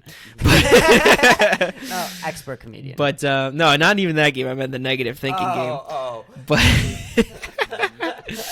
but no, I don't think. I just don't think anybody lives that. Like anybody outside of like an occupation where you have to think about something thinks like that. And I think that's again a lot of where the disconnection with my roommates come is like they're not really thinking about things like because like I went to school with these guys, these people. No. But and I was the one in the wrong. Like you're always the one in the wrong when you think like that, and you have to accept that. But you're also in the right in your own head. But you know you're in the wrong. And it's like they wanted to like we went to the spring that's in Gainesville, and they were like, let's talk to these people. Like I don't want to talk to people because the people they want to talk to are playing volleyball. I don't want to play volleyball. That's ridiculous. They're also That's ridiculous. Yeah, no, for real. And it's also like they're 40. They're 40 with like full arm sleeves. Like I don't want to talk to these people, and that doesn't like click. That doesn't click. I guess the arm sleeves might send a message of like let's not talk to these people, but like I just wouldn't talk to anybody that's over random. 40 years old or even random. Yeah, and then in a more positive way, we were like getting inner tubes or something because you go down the river, and they're like cursing a lot, and I curse. It doesn't fucking matter, but. But we're getting like an inner tube, and they're like cursing, and there's like kids around, and I'm like, what are we doing? Why are we cursing? You know, there's like little children around, and I'm sure their parents aren't happy, but hey, you know, fuck the parents. I mean, that no, like you can think like that too, and it's the same thing. Like it doesn't really matter, but like I just think if you think of those things, like it kind of goes into different avenues. Like now I'm thinking about fucking respecting this child. Yeah. And like that's a more positive positive. Right. Oh, not positive, but the correct way to think about things. But you should meet people. Like yeah. Like you shouldn't be so against meeting people. No. Like it's totally fine. And but then like things like happen, like I meet you guys, and like I meet people like in the scene, and it's like, oh well, I met these people fine. Yeah. So it's just like I have people I want to meet. I don't want to just meet people. It is weird though when you're meeting someone because it is chance, right? Like it could go bad. We've met bad people before. Yeah, dude. Everyone's met somebody who's off, who's weird, who fucked them over in some way. And when you're meeting new people, you kind of that defense system goes up where you're like, okay, are you normal? Are you gonna fuck me over here? Mm-hmm. What's going on? And you just look for those different types of signs. Yeah, to see, but. I hate to say this, but it's more shallow, I feel like, for me. Just because it's like, I don't think they're going to fuck me over. I think people are fine. I don't think people are going to ruin me. But, like, I just don't want to talk to you. But, like, you probably don't want to talk to me either. I'm, like, fucking... I'm cool with that. Yeah, like, I don't like rock climbing, you know? Like, you don't want to talk to me. See, that's another thing. I was like, my friend's rock climbing. What are the and I'm getting angry about rock climbing. Like, that's ridiculous. So it's just like, some of the things are just so stupid. But you have to live like that, because if you don't have those little things, like, I feel like there's nothing about you, almost. There was, Andrew Schultz said that when he moved to Miami, is that there's a lot of comedians, and I think Ari Shaffir said this, one of the great things about living in New York City is that you're always annoyed. Yeah. There's always something in New York City that's pissing you off, and that brings good comedy. That's why there's so many good comics, especially from Boston, because Boston's the most miserable place to live ever. It's the worst fucking place to live, but that miserableness gives you something inside. Gives you ammo. Yes, ammo. That's a great way to put it. It gives you something to talk about. And it gives you something greater to talk about than like, hey, how are you? Like, what are you doing? What's going on? Like, it gives you, like, if you talk to somebody how you're pissed off about, or like not even pissed off, like, oh, I really like this thing, or I really hate this thing. Right. Like, it gives them more of a, like, a gauge of what this person is. instead of being like a salesman is like very on the surface. Like, how are you? You know, how are the kids or whatever? Oh, it's very lame. But yeah, like something like that. We talk about this too, is that there's an element of when you're first starting to talk to somebody or somebody you haven't seen in a while, you're fishing. Mm-hmm. You're just sort of, how are you? How's the son? How's college? Those is important things. Like, it's important things for like any other medium besides stand-up comedy. Right. But like us as comics, we want to find out why you're taking your prescription medical meds, and what are the worst stories associated to those taking prescription medical pills? Why are you taking them? What is the causation of this? Like, that's what we want. That's what we find interesting. Like, to normal people, it's like, why are you pissed off at the guy with the sleeves? Why are you mad that your roommate's gonna go talk to him? But me and Dom, we're like, fuck your roommate. It's just like, it's just like you judge people harshly, but also justfully at the same time. Absolutely. And other people, I think they'll judge the wrong people harshly, and then also not judge at all at the same time. Like, anybody you meet's an opportunity to meet somebody, and I just don't think like that. It's misanthropic. That's the word I was looking for before. I'm not misanthropic, but it's like, it means like you're against meeting, or just you're against engaging with humanity, and it's not against it. I mean, like, you refrain from it. Sure. And I am not that, but also it's just like, I don't want to talk to these people. I have to pee, and we're out on drinks, so why don't we pause this really quick, and then we can resume if we want to. Yeah. Does that sound good? That's good to me. Then. All right. Well, we kind of started whatever we were talking about before. This is, I think, more interesting. So we're gonna dive right in. We're talking about sets and whatnot, and all that different type of jazz. There was a set where I forget what it was. It was 8 minutes, but you had to DM them on Instagram to figure it out, and then you had to send them, I think, like a video, and then they would give you 8 minutes. Well, the only place that would do that, I think, would be East Austin Comedy Club. That might be, but I don't think they would. I think it's 10-minute sets, and they give you. Well, the program is called Austin Residency. Sure. So you do a residency, what they call it, because everybody just wants to be a doctor, I guess. Yeah. We're stand-up comedians. We're doctors. So. But a residency, and I think you do. I think it's like 3 sets a week there. Okay. That are paid for maybe a month. Or something. Wow. And then I think after that they'll determine if like they want to keep you like around or not. I'm not too sure how it works, but I know that you get guaranteed like 3 sets a week for a little while. Right. But you have to send in a video, and you have to and I was thinking about sending it, but I don't record myself a lot. Like, I don't record video. I record audio because I'm like, that's what's most important. But also, what you look like is important too. That's really important. Yeah. There are punchlines where I'll have where there's no words. Yeah. It's just that facial reaction. Yeah, I don't do too much acting, or like I don't do too much like physical stuff. But what you look like is important. Yeah, absolutely. Yeah. Well, the most important. I just don't want to set shit up. Like, I don't want to set a camera up. I feel embarrassed. So. Yeah, which is so fucking stupid. You shouldn't be embarrassed by anything. You can ask me and Dom to record your set. Yeah, but we have no problem recording your set. I could just put it up on something. Like if I were to do it, I wouldn't ask anybody to do it because like it's easy to set it up. You would though. We would record you. Yeah, okay. Well. If you're feeling good before a set or whatever, and you're like, hey. The one time I felt good before a set, I turned to my friend because this was back in Gainesville, and I was like, I'm gonna kill. And then I went up there and I fucking just ate shit.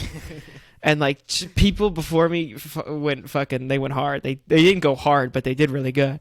And then I was like, oh, this crowd, they fucking want to laugh. And then I went up there and I was like, oh, the reason we call soccer, the reason we call football soccer is because we like the N-word or something. And they were like, nah, that's not what we came here for. Dude, what's funny? The funniest story about I have doing even just a year in was like. This guy came in to watch the open mic, which fucking who does that? But people in Gainesville did, dude. Like, we'd have a full fucking bar, and they would pay attention, and it was fucking weird, but it was cool as fuck. And it was a cool venue. Like, I'll show you guys pictures after, but But there was this guy that came in and like he had like a social worker or something. Oh no. And she was there too, and she was like flirting with like every comedian. She was like this 55-year-old woman. And she was like hugging me like a side hug. Like I was sideways and she was hugging me, so I was right in between, you know what I'm saying? And like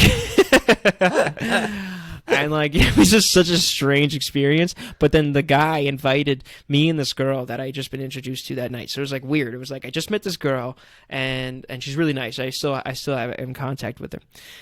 She's like a horse girl. And she's cool. I don't know why I included that. But she sells horses, so fuck off. But he invited us to a fire party, which you guys know what a fire party is? No. It's a party where they juggle fire.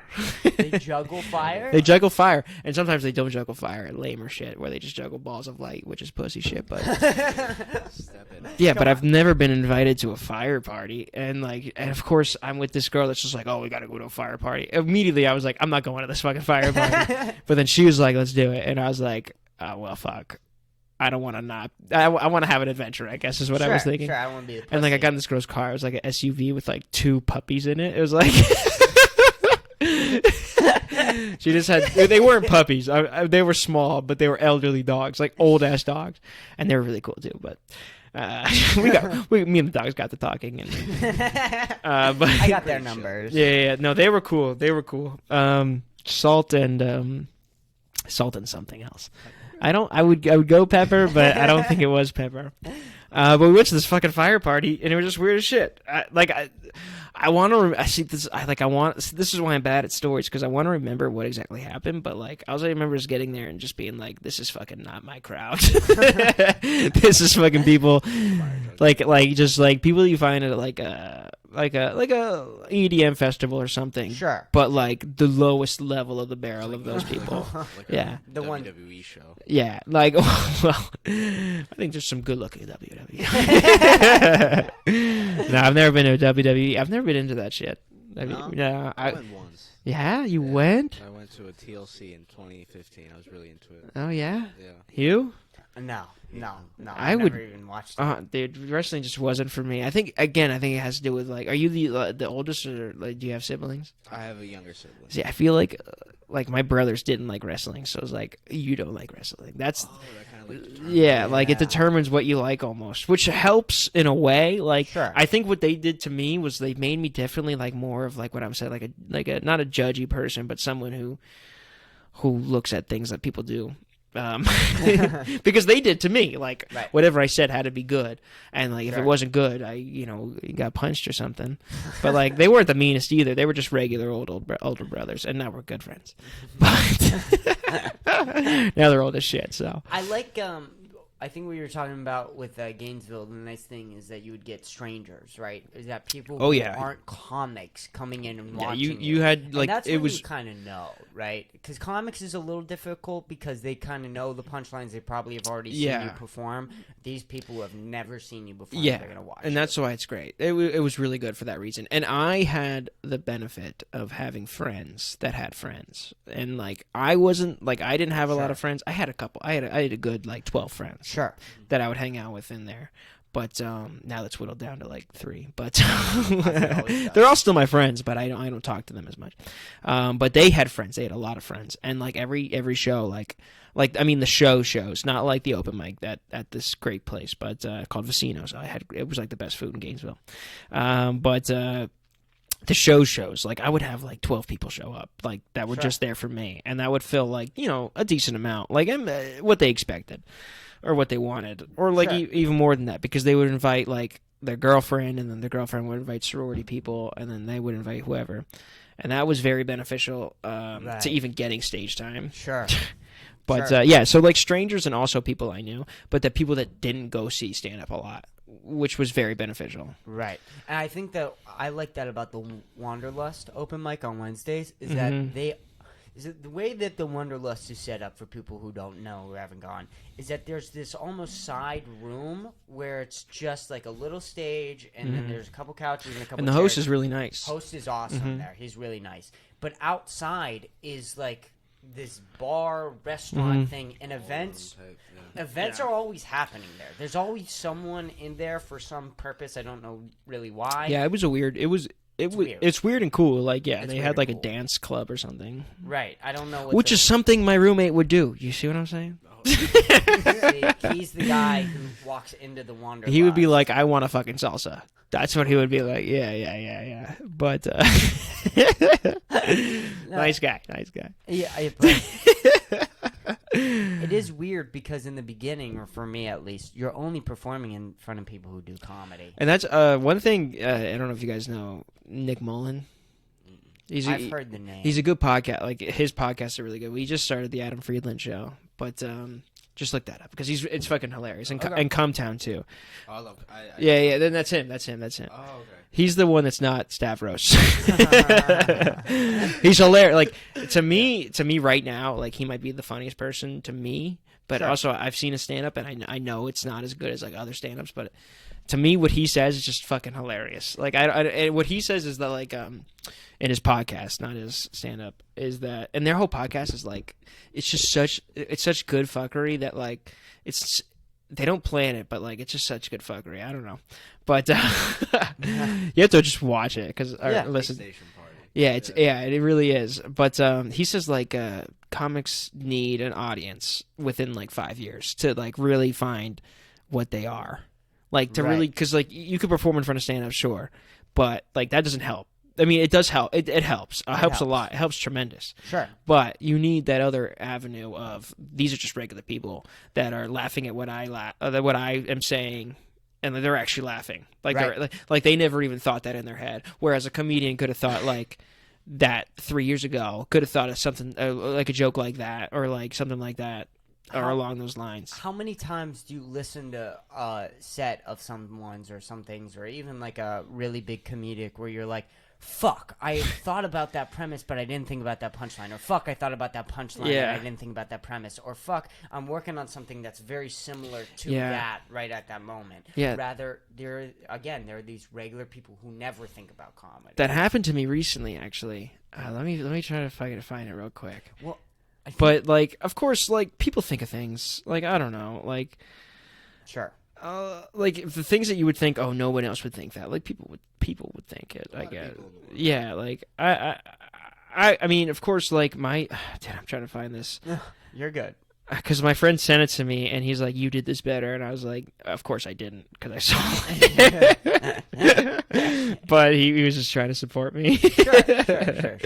My best friend, actually, but I can't fucking find it, dude. No, you're good. I can stall for you. It might have been something about. I used to have this thing about traffic, but fucking, it was stupid bullshit. Because, like, I was just a stupid kid. Like, when you grow up in Sarasota, like, your birthdays and, like, where you go for fun, like, on a random day, like, not just a random day, but, like, you plan it out, is, like, you know, you go to Orlando and you go to the parks. And for one of my friends' birthdays, and this is rain, actually, not traffic, but traffic was involved. We were going to Aquatica, which is a water park there, and my friend's dad's driving, and it starts raining, and we get in a little bit of traffic, and he's like, "Well, we might as well turn around now." What? It's fucking raining. It's gonna be a bad day. They're not gonna open the park. It's gonna be closed. We just turn around. And like to me as a kid, that was like, this is devastating. This was gonna be the best day, you know. It's my friend's birthday, and I get to go to him water slides, and he's just like, "Fucking, we're turning around." And that kind of made me be like, "Well, traffic's not real," and traffic's not real, which makes no fucking sense. But like shit like that, dude. Yeah. Shit like that just makes me laugh. Just stupid shit that like my whole thing, I swear to God, like, I would argue this point anytime someone brought up traffic, was like, well, I mean, if you think about traffic, when you get into the car, traffic's going to happen. And then whenever we got in traffic, I'd usually be with other people. I'd be like, fuck, you guys thought about traffic. And it was just stupid shit. But to me, it was just so funny. And that's what kind of got me into this, like, oh, people don't get it. It's the traffic. But I thought my friend sent me a bit that someone was like, traffic or something, or rain is not real. And like, dude, and like, see, like that's I also like weird things like that because then people go and like they reiterate like birds aren't real. Like when that came out, it's like the next 2 years, everybody's like birds aren't real. Birds aren't real. Right. They're putting on a fucking like think of something weirder. Like think of like something like on your own that's fucking weird. Like don't just like be like, oh yeah, birds is not real. That's weird. But like also.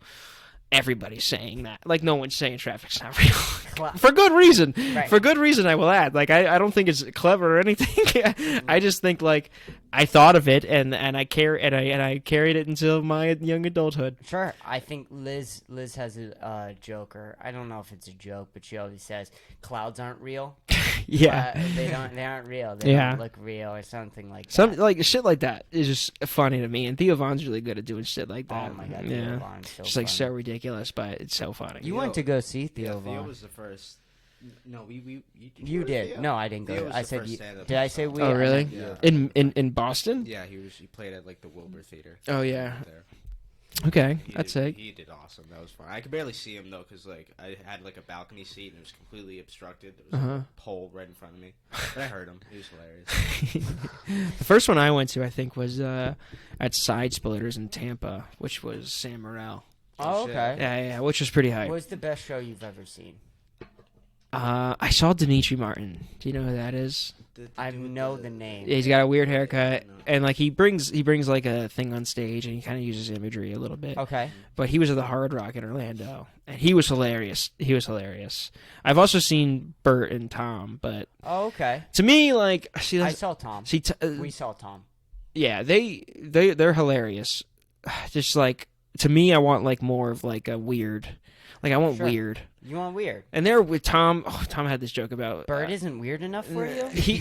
But he's accepted by like the norm. Which is fine, and he's hilarious, and he's really funny. But Tom had this joke about, I think jerking off his son in the shower, which is so hilarious. But like Dimitri had a joke about like making puzzles in college. Like to me, that weird. Like they're both weird, but weird in different ways. Sure. And like he's like, oh yeah, I used to make crossword puzzles for fun. And I was like, that's fucking weird. That's hilarious. And then like he had a joke about it. And then he has his special, The Overthinker is hilarious because it's like him doing his special, and then like every once in a while you'd hear like a voice in like the background, and it's like his head. It's his inner monologue. And it's just like, that was crap. That sucked. And it's just so funny. And he has like a cartoon, and I really like cartoons. And like he had the Three Bears. You heard of that? Yeah, Three Bears. I never really watched it. It's on Cartoon Network. Bear Bears? We Bear Bears. We Bear Bears. Yeah. Three Bears. I don't fucking know. That's him? Oh, that's Yeah. He's one of the voices. I forget which voice. He didn't make it. Yeah, he's one of the voices. Oh, okay. But to me, that's really cool. And I think he's...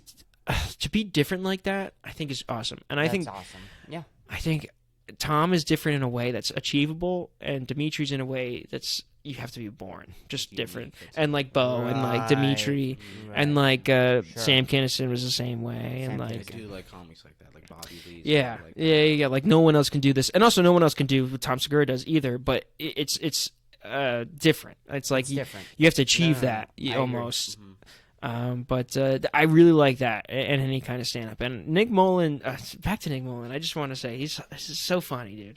He's so funny. And he started he didn't really start in Austin. I think he started in Baltimore, but he came to Austin and he started his career kind of. Sure. But I watched one of his sets and like he sucked. From Austin, and he sucked. He had this weird haircut, and now, dude, like you watch like the Adam Friedland show, it's really good. It's like the podcast, but it's they're trying to make it into more of a show. Yeah. And it's really good. You guys would like it, I think. I wanted to ask you this at some point during the podcast. It's on topic, but a little off conversation, I guess. We were looking at like who are your favorite comics and who got you interested in comedy. Who are your comics that you look up to now? Would you say in Austin that you know? Austin? Yeah, that you know. Because for me, it's like Derek and Tim Warner and Robert Taffrey. Like those are like the three. Like Genevieve, I guess, but like Genevieve doesn't fucking know me. Yeah. You know what I mean? Like, in Austin, I'm not too sure. Yeah. I don't really know. There's this guy I'm not. I don't look up to him. I don't think, but I think he's hilarious, and I think his goofier side is what I would like to, adopt a little bit. Sure. Is this guy Mikey Biggs? I don't know if you've ever seen him at open mics, but he's always at open mics. Mikey Biggs. He's hilarious. Blonde. He's got blonde, long hair. Yeah. Blonde, long hair. Not long, but like down to his shoulders. Give me the ethnicity. He's a white guy. White guy. Yeah. I wouldn't die. No. No, he's a really nice guy. Or he's a really funny guy, and he's my favorite. I think that I've seen so far. Sure. But that's also. Have you talked to him? I just don't want to pick somebody that's like fucking rising as fuck. Like, yeah, we talk at open mics, but I just don't want to pick somebody that's like killing it already. I want to pick someone who's underdog. I get it. No, I get it. But like Derek to me is look up to, yes, in a way how he works. I don't think we're ever going to be similar in stand up, but because he's very he has the like oddity to him, like that not a lot of people have. Like there's something different about him, and I think he could use that, and I think that's awesome. But I think he can use that, and no one else can use it. I want to get. You know what I'm saying? Yeah, no, I get exactly what you're saying, and that's a lot of comedy. Is everybody has their own tool set. I always call it that. Is everybody has their own tool set, and you need to find those tools. And there's no way you can just find those things. Like it just comes. It comes, and you kind of find it along the way of what your tool set is. I completely agree with that. One of the things though that Derek does that I want to get so much better at is his impressions. They're so on point. He's good at improv, I think. Like he's good at that fucking like sex with me is like sex with me. He's good at that. Yeah, he's good at that. He's quick. Yeah, he's quick. And he does the banana phone mic, which is at Creek in the Cave on Sundays. Okay. Where they just go up there and then they try to heckle whoever's up there. And Derek does it every week. Oh, I think I've seen like he posts his clips every week. But that's a cool mic show. But yeah, he's good at the improv. Impressions. What's the one he did? I remember he did one. Jordan Peterson won the other night. Was it Jordan Peterson? I forget if that's the same. I don't know. We're talking about. I don't know, but he did do one that was okay that I liked, and I forget. It was at East Austin Comedy. It was East Austin Hotel, and I told him I was like, that was pretty good. And then I think it was fucking. I forget his name. Never mind. I forget his name. Shit. That sucks. Speaking of East Austin Hotel, that sucks that mic went away. Yeah, but it didn't seem like it was gonna last. No, they weren't gaining anything from that happening. Like maybe two of the comics bought a beer. Sure. But nobody was coming in. Right. We bought fries a couple of times. Why can't you live off an open mic off fries? Well, what's wrong with that? Well, Derek would buy something, but I think he got it for free. And then Daniel would buy like a drink, and then I think I bought a drink like once or twice. Yeah. But like nobody would buy anything because no one wants to. Because one thing, it's like, well, we don't have the money to buy things. Right. But also, it's just like I don't know. It's just people didn't buy anything. You know. It's tough, I think, because I think some places it probably works great to have an open mic, especially on like this. You hope so, nights, right? Like on Tuesday, Wednesday night, those are probably the really good nights to have an open mic for a business because those are probably the slow nights. So if you have an activity that's bringing people in there, but the problem is that karaoke does better than open mic comedy. Yes, 100%. Yeah, and it's disgusting that's the truth, but people just like it so much more. And I've seen a lot of karaoke, and it is never good. It is never good. Money to get like a little drunk before you go on to the karaoke. Yeah. But it's just like, dude, sometimes these people go up there, and I get, and this goes again, I guess, just judging people. But it's just like, don't go up there. Leave it to someone else. Like, I don't know. The songs they pick are so like pick a weird song, and don't pick fucking All Star. Don't pick. Don't pick like Sweet Home Alabama. Don't like fucking come on. Pick something weird. Like pick a Dispatch song. That's fucking like I don't know. I just hate that shit. 'Cause it's like why you? I hear it way better a million times. I don't know. I guess it's fun though. It's fun. Yeah. Like I went up there. I did karaoke one time, and I did I think it might have been The General by Dispatch, or it might have been. It was Rocky Raccoon by the Beatles. Which Rocky Raccoon is a popular song by them, but it's not the most popular song by a lot. And it's a very funny. I just thought it was so fun because it's like a sit down song. It's like it's like you have I don't know if it's an acoustic, but I think it's just like an acoustic guitar and a guy's voice. Like do shit like that. I was pretty drunk too, but because what they would do is they do the open mic at the Gainesville place and then do a karaoke after, and I would just have been drinking that whole time because I could just walk home, so it was no problem. And I would just get fucked up, and I'd be like, I'm fucking record this shit because it's a big family joke. The Rocky Raccoon song in my family. Sure. Because I, for some reason, dude. Another thing that I've thought about, another thing that I got oddly into for a little while was roller coasters. Roller coasters? It's fucking weird, right? Like, why would anybody get into roller coasters? Like videos on roller coasters? Like, I would watch people ride roller coasters. Like review them or just no, like ride them, and then they'd be like, and I'd be like, oh, that must be a good one. Like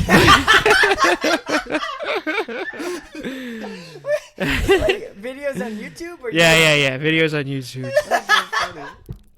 Would you comment on the videos? No, I never comment on shit. I've never commented on anything. But yeah, it's so weird. You did though. You were like, "Nice coaster, bro." But the thing, yeah, like I would look up like the tallest, the fastest, and like I would want like I still know the tallest, King the Ka, fucking Great Adventure, New Jersey, 456 feet. I forgot how fast it went, but it was 456 feet. And then I had the opportunity, like I watched that shit, and then I had the opportunity to ride it one time, and I didn't go on it because I'm a fucking pussy. But my brother did though. So what coasters have you been to? What amusement parks? I had this weird obsession, and I think it was because of Roller Coaster Tycoon 2. You ever played that game? Yes. Yeah, but I fucked heavy with that. Yeah, that was one of my favorite games. And they came out on mobile. Yeah, it's not the same. But, no. Yeah, no, I mean, I just did all because I was scared of riding roller coasters until I was like 12. And it's because my brother was scared of roller coasters, and now he rides them too. And then my other brother was not scared. But I went on like everything in Florida you can go on. Sure. And then I got the chance to go on the King to Ka, the coveted. Everybody knows. Everybody knows how intense that ride is. Everybody in the world. News. I didn't Headlines. go. I didn't get on it. Oh, no. I didn't get on it, man. I regret it to this day. It's a scary fucking ride. 456 feet, dude. Some coasters. You launch like I think it has to be like 100 miles an hour. I don't know how fast, but it's got to be fast. Yeah. Because then it goes all the way up 456 feet, and then it goes down 456. It's the shortest ride known to man. Do you know the Ravine Flyer? No. Okay, so they're in my hometown. So I was born in Erie, Pennsylvania, right next to Lake Erie. Dude. Then Do you like Pennsylvania? Are you an Eagles fan? No. Oh, no. shit, dude. What time is it? I'm a big Giants fan. Oh, are you? Yeah, and I don't want to miss the game. I'm not a big sports guy. Not at all? Anything? I don't mind watching like MMA stuff. Highlights. This is once a night. Oh, is Fights there? tonight, yeah. But like, I'm the same way. You see, the fact that you said "is there," like I'm the same exact way with UFC. It's like I don't like. I like it, but I'm not. Yeah. It's hard to keep up with. Yeah. And I like listening about it. I like watching the highlights, stuff like that. Mm-hmm. But like, I'm not. Yeah. It's UFC's a hard one to get into. But like, my favorite soccer. Or no, it's not. It's easy, but it's also like you don't want to pay full attention. My favorite sport is soccer.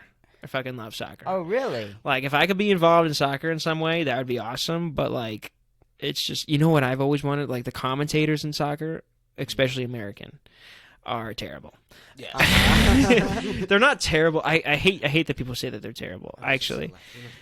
Well, yes, I agree, but they're not terrible. They just are lackluster sometimes, and they're very boring. They show no excitement, but they are analytical, which is what you want. But like Jerry Seinfeld, he sometimes does commentary for the Mets, and like I would love to just do that for fucking any kind of soccer, like MLS, because MLS like they're still not the biggest. So like I could be like just if I made it in this stand up, I just be just let me just go. Amazing. Like my favorite team is Orlando City in the MLS, and like I would just go and just be like, just let me do it, and like please, I'd have so much fun. Part me up with somebody that's gonna do the analytical stuff. I'm just gonna have so much fun. But like that's so far away from happening. I hope it happens one day. That would be awesome. But I don't. That's not my goal. I don't want to do that. If that happens, it's awesome. Sure. But yeah, like absolutely. yeah. But soccer definitely, like especially like U.S. men's national team too. Like I fucking love that team. And do you keep up with it? Yeah, heavy. I don't because like if you like a national team, because sure. like people mostly like club teams, and I think if you're American, it's hard to like a club team over your national team. Sure. But like the national team, and I think people, when the national team comes around, people are like, fuck the clubs. They love the national team. But for U.S. fans, it's like the national team for 4 years. It's not like the last 2 years we're going to be national team fans instead of club fans. It's like, right. Yeah, and then you have to keep up with 24 people that are in different teams and different leagues around the world. And it's really annoying, right. But it's like awesome to see one of them score. And it's like, fuck yeah. Like Josh Sargent scored today. He's a striker for them. Sure. And that's fucking awesome. Holy shit. You know your shit about I soccer. really don't know like stats though. I just know the players and where they play. Like even the other play. Like I know more than American players, but how does soccer work in America? I don't know fucking anything. It works the same. It works the same except just there's no relegation and there's a playoff. And they don't do that in Europe. They only do that in Mexico too. And USA. Oh, okay. Which adds a competitive element, but the MLS teams don't want to risk being relegated. So who do you vote for? What team and what region? Well, the MLS is hard to like because it's boring.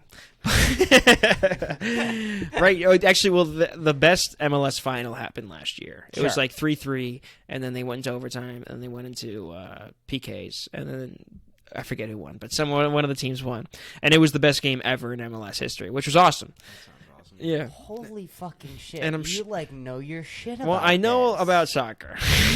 Wow. I know a little bit about football, but I just like the Giants. I don't really care about it. Now, how do you keep up college football, dude? Fuck that. This is a lot for your interest. You have like fucking you're into film and animation. I'm not into I'm more of a fan. The way you're I'm more of a fan about it. I'm a fan of animation and a fan of I'm not I wouldn't even say like that's I've gotten used to saying to myself that like, oh, I really like movies and I really like TV, but it's only because I live with these people that have seen nothing, because I don't think I've seen a lot.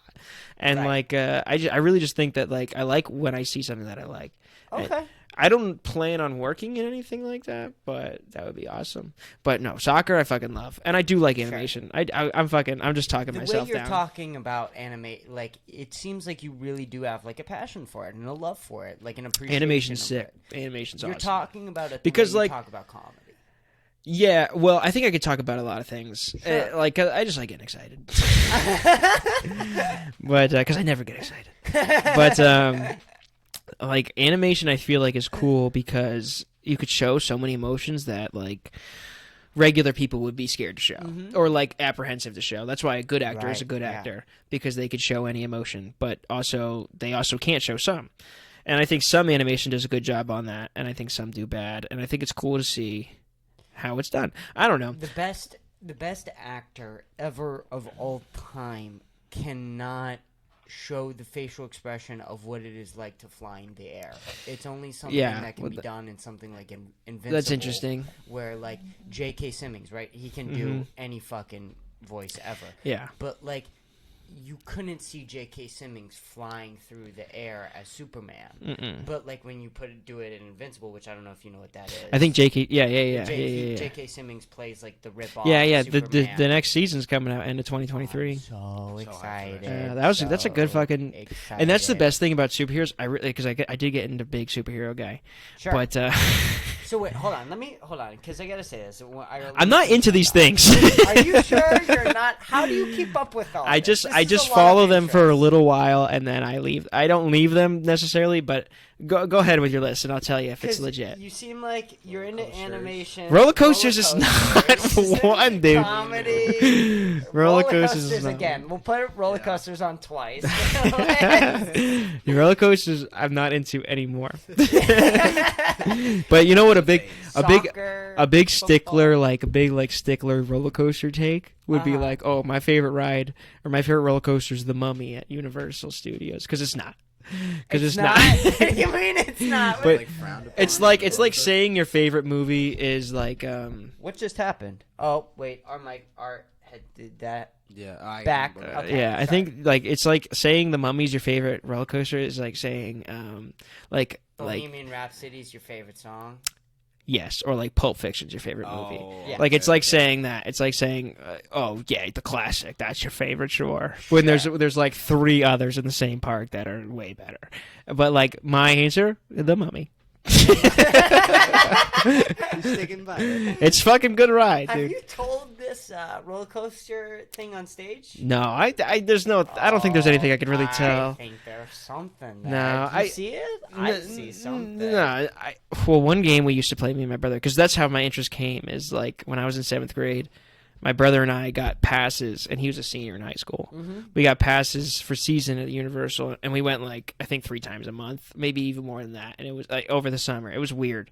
It was weird that we were going so much. And then we would get on a roller coaster line, and like the first one, because both of us didn't want to sit next to anybody, like and a lot of them are 4 to a row, and we're like, I'm sitting on the like you'd call outside. Like outside, so you didn't have to sit next to somebody, which is like that's just like the origin of judging people. Like it's the older people in my family that did this to me. It's not me. What is your family life like? Do you have what's your brother's It's normal. It's normal. Yeah, I mean, like they're older. They're all grown up now. Like I'm the youngest, so by 5 years. Sure. They both have good jobs, but they're very. I think we're all very similar in the aspect of how we. I think I'm the most talkative, the most gregarious, I would say. Can you figure out why you're a comedian from your family? Well, a lot of people would say that the youngest is usually the one that does it. Usually the one that wants to be a comedian. Like a lot of comedians are the youngest, which is it's like your astrological sign. It's fucking stupid, but I think there's a lot of truth to it behind like because like you get introduced to things earlier than like the kids around you. Yep. Like your brothers will show you something. Yep. Absolutely. Like even the weird shit. Like my brothers did not give a fuck. Like they did give a fuck. They weren't weird. But I had because I don't have an older brother. But I grew up with my teenage cousins, and they were basically brothers. Yeah. They lived with me at one point in time. So, like, I think when my cousin was, like, around my age right now, he lived with us. So, like, he basically was my older brother. And he was that for me. He was fucking always teasing me if something was off. He was like, why the fuck are you doing that? Yeah. And it was just, that type of shit, that brother shit that comes down. You do get exposed to way more. You get exposed to a lot of shit. Yeah. Even my aunt. Like my aunt would, and this is, I guess, a reason why I like my brothers, or like we're closer than because we didn't really hang out with cousins and stuff. Like we didn't like ever see them. We were really just like the 5 of us. Cousins are cool though. But my aunt would show me South Park when I was like 8, and like, yeah, like it's not the best, but also it's like who cares? Yeah. Like it didn't hurt me. Yeah, it didn't hurt me. And then like I would just watch it continuously, and then like we would go on long car trips, and it was just like Family Guy and stuff. And then it was just like my brothers telling me what to watch. But like a lot, like my middle brother, who I went to Universal with a lot, I think is where like I kind of was able to like adapt his kind of like way of being. Into like kind of trying to want to be something funny, like because he was kind of he especially when I was growing up, like especially when he was a teenager, he was a little angrier, and like not really, but like he was angry. Angry. No, not like a little bit, a little of that Irish. Yeah, he was angry. Yeah, but he was funny. He was funny too. Like he would do funny shit, and like my older brother was funny too, but for a different reason. But not in that way. But like he just wasn't. He wasn't angry funny, and my brother was hilarious. Like he would be hilarious sometimes. And I think that's where I was like, oh, fuck, well, you're not really like he was. Like I could tell that he didn't really want to talk to people. The only people he would talk to was us. There's something to being 8 years old. You're growing up and there's someone always around you making you laugh. Yeah. Something always around you making you feel good. And then you grow up and you're like, I want to make other people feel like this. Yeah. Like one game we used to play was me and my brother and my other brother and my best friend who lived right next door to me. His name was also Cameron. It's very weird, but and he's a lot of Cams. He's my age too. Like we grew up together. It's very weird. Clones. Well, we don't look like each other.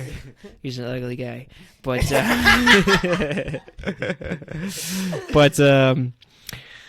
we used to play this game called Scary Ball. Okay. And it's a popular game. But we had, the way we played, we had a Nerf football with a battery pack inside. Yeah. So if it hit you, it hurt because it had a battery pack. So we would throw it up. We would all stand in a circle and throw it up, and whoever's head it hit, you won. But like my friend got hit and then he cried and then he went to tell his mom, and then like I got hit and it was like whatever, just because like he had an older brother too, but his older brother was like 10 years older than him, and it was different. It was like it was almost like a parent figure, whereas my brothers were like, we just want to fuck with you. Like, see, I had that too with my cousins where they were 10 years older than me, but they didn't have any responsibility. So because of I had two really I had two really good parents. One wasn't around because my dad was always working, and then I had my mom who cared for me. So then my cousins were there, like, well, we can just be your brothers, basically. Oh, that's not. My mom kind of had the same kind of thing like that. Like a bunch of like, I don't even think they were their cousins. Like just people that like, because back then it was like your parents. Usually they were not there. Like they had to work and shit, right? Or like something else. So like her family kind of like just took in like three kids that were just like neighborhood kids, and like that was her cousins by that point. And they're cool people. It's New Jersey. New Jersey's different. They just like to fucking adopt people, I guess. I don't know, man. So, I don't know. Wait, you grew up with? No. My mom did. I grew up with just the 5. Yeah, no. We would not let that shit. Fly. My brother would be like, "You're letting someone in our house?" My brother used to have a rule. This was the angry one, where he would not eat in a restaurant. And you could say this is spoiled, but what? It's not like we weren't spoiled, but like also at the same time we weren't really. But sure. he wouldn't eat, but we were kind of. He wouldn't eat at a restaurant, and it's kind of a joke. Kind of.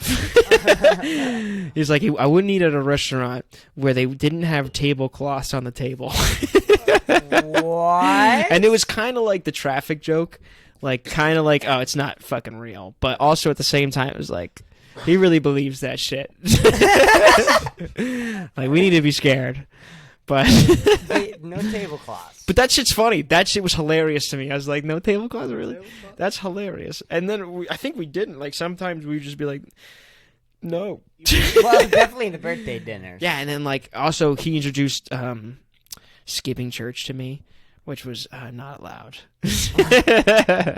Which is so funny because we skipped church one day. It was Palm Sunday because we're Catholic. It was I don't know if they do that, but it was Palm Sunday, and we skipped, and we were like, oh fuck, how are we gonna get palms? Because they give you a palm leaf on Palm Sunday, and then we just fucking went and found a palm tree. It took us like an hour. But like that shit, like to me that was hilarious, and that was all them, and it was just like we're fucking on the ride. You said something earlier I want to come back to, and I think this is a good point to address it. You don't think Florida Man is real? This all sounds like Florida Man, what you're describing. No. Florida Man's like wrestling alligators and boa constrictors, which those are those people. But like boa constrictors are more southern than where I was. Mm-hmm. But if you went inland, anyway, if you were on the coast, that's normal people. Like there's no Florida Man. Okay. If you go inland, that's where you find them. Like Gainesville, that's where you find those people. But also, like, I mean, I never saw someone wrestle an alligator. So the Florida Man are all put into one part of Florida? Oh, no. They're they're just all inland. Like, even they're close to the coast. Like, where I would live, there was a place called, in Gainesville, there's a place neighboring it called Ocala, where that's where they live. And they also live in Gainesville, but more in Ocala. And then where I live, there was a place called Mayaca, which that just sounds like fucking bullshit. It just sounds like redneck bullshit. Like Mayaca, Jesus Christ, dude. And it just wasn't where I was supposed to be. Mayaca, Florida. Yeah. You know Mayaca, Florida. That's the Florida man. That's the Florida man areas. But even then, they're like, I don't know. I guess they're crazy. Yeah, I don't know. But where I live was like, that's just fucking beach people, like people you would find in California and shit like that, or like in New Jersey, like everywhere, because that's where they went to retire. Yeah, that's where they went to retire and shit. How'd you end up here? Well, I fucking graduated, and then I had that job. Which job? I was talking to him about it, actually. I had a job in digital marketing. Sure. And then I lost it in like 2.5 weeks. How'd you lose it? Because they didn't want to train me. And my degree wasn't in marketing; it was in communications. And it's the same thing, though. It's the same thing. Like marketing, you could do marketing with They usually hire people with communications degrees, right? But they didn't think that. Like, they were a team of 7, so they needed everybody to kind of be able to do what they were doing. And I applied for like a high level position, and they were like, "You're obviously not this." yeah. But we have this position, so let's try that. And then I tried that. It was like $20 an hour. It was like some kind of intern thing. But after 2.5 weeks, they were like, "Yeah, it's gonna take you 3 months." They had this number. I don't know where they came with that number. 3 months. Usually training periods are 3 months, so I guess that's where they could have gotten it from. But they're like 3 months. You're not going to be able to handle a budget in 3 months until 3 months, or you're not going to be able to handle meetings until 3 months. And I'm just like, well, fucking train me, because the only training I got was videos, or not even videos. Where I got certifications for like Google Ads and Google Search and Google Display and shit like that. But nobody would ever talk to me. Right. And then I rewrote, because like I told him like my background is content creation, because it is, because I worked with the Red Cross, but and I did stuff for them. But like, so what they had me do was they rewrote like all the case studies for like all their clients. Sure. So I did that, and then they're like, "Fuck you, you don't know fucking money or some shit." What? I was like, "You never taught me about the money, so so how was I supposed to know? You knew this was my." Teach yourself? Yeah. They're like, if you don't know, that was one thing he used to say. It was like, this guy looked like Andy Cohen, if you know who that is, like the guy that hosts New Year's Eve with Anderson Cooper. It's like, I fucking hate this guy. But and I don't know if I want to say I hate Andy Cohen, but he's not cool. But he was just like, if you don't know something, you got to look it up. And I was like, yeah, I can do that, but there's no way that's gonna help me for real. Like budget wise, I can't look up. I don't even know the question I don't know. Like I don't know what I don't know. Exactly. Yeah, and I kind of was getting it. Like I don't even know where he was coming from, but it's whatever. They paid me double, so for my time, so I was able to live for a little bit longer. Sure. And now I work at a fucking shitty job, but it's okay. I'm back in school. You want to talk about your shitty job, or are you scared you're going to lose it to talk about your shit? I don't think anyone's watching. Yeah, I don't think I'm going to lose it. But even if I did, it's not like I can't find another $13 and $50 paying job. Yeah. Yeah, it's nice. It's at Omni golf course. It's fun. It's fun. The people there are nice. They're very southern, and I'm not. But like they hate soccer. And they're just like, the World Cup was on, and they were like, "Let's fucking turn this shit off." Where's golf? No, they would watch golf. Oh God, that's even more. Where's golf, man? Put the golf on. And like people work there only to golf, because like golfing costs $250 there. It's very expensive to golf there. Wow. Yeah, and then like I just don't take advantage of that. I just don't play golf. But now I could stay at one of their hotels, which costs like $450 a night. Or like $500, so it's like $600. Oh wow! And it would cost like $150 for That's me. awesome. So, yeah, so I might be able to do some of that in the future. But if I stay with the job, I should be able to get a job, dude. Like fucking, this is bullshit, Mexicans. Just kidding. I want to say that though. You said you're not very southern. You don't seem southern. Yeah, I know I'm not. I mean, I live there, but Florida's not southern. Like Florida's like, it's a hodgepodge. It's a hodgepodge. What the fuck would that come from? No, I get what you're saying. Yeah. But my family's from New Jersey and New York. But so we never.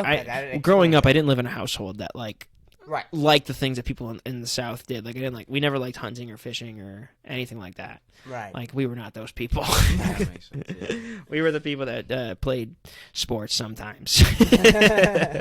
But we did not hunt. We did not like that. And my parents never talked like that. Like, my friends, like, my friend from Houston. He was born in Houston, lived there until 7th grade, then moved to Lakewood Ranch, where I lived in Sarasota. And then he went to UF with us. And now, out of nowhere, he just says y'all every sentence. And he doesn't even live here anymore. And he lives there. But he's never said y'all before. And I don't hate y'all. Like, I hate it. No, I do. I don't like it. I don't like it, man. It makes no sense. It doesn't make it. I mean, it's fine, I guess, but just say, like, you don't even need to. I don't know, man. What about yins? Yins? Have you heard of yins? From Pennsylvania. No. People from Pittsburgh say yins. Yins? For what? As y'all. Oh my god. Oh, so, like, yins. Yeah. I could see that. Wow, Yins. that's crazy. Yins doing this today. Yins doing that. That's right. And people in New Jersey, New York, use, but like what you's doing. But no, that's not how you would use it. See, I'm so far disconnected. That's why I feel like Florida is where language just goes to be normalized. It's just like you don't have any kind of localization of your fucking speech. I mean, I do say ma. That's the only thing I say. That could be northern is ma, but I don't say anything else.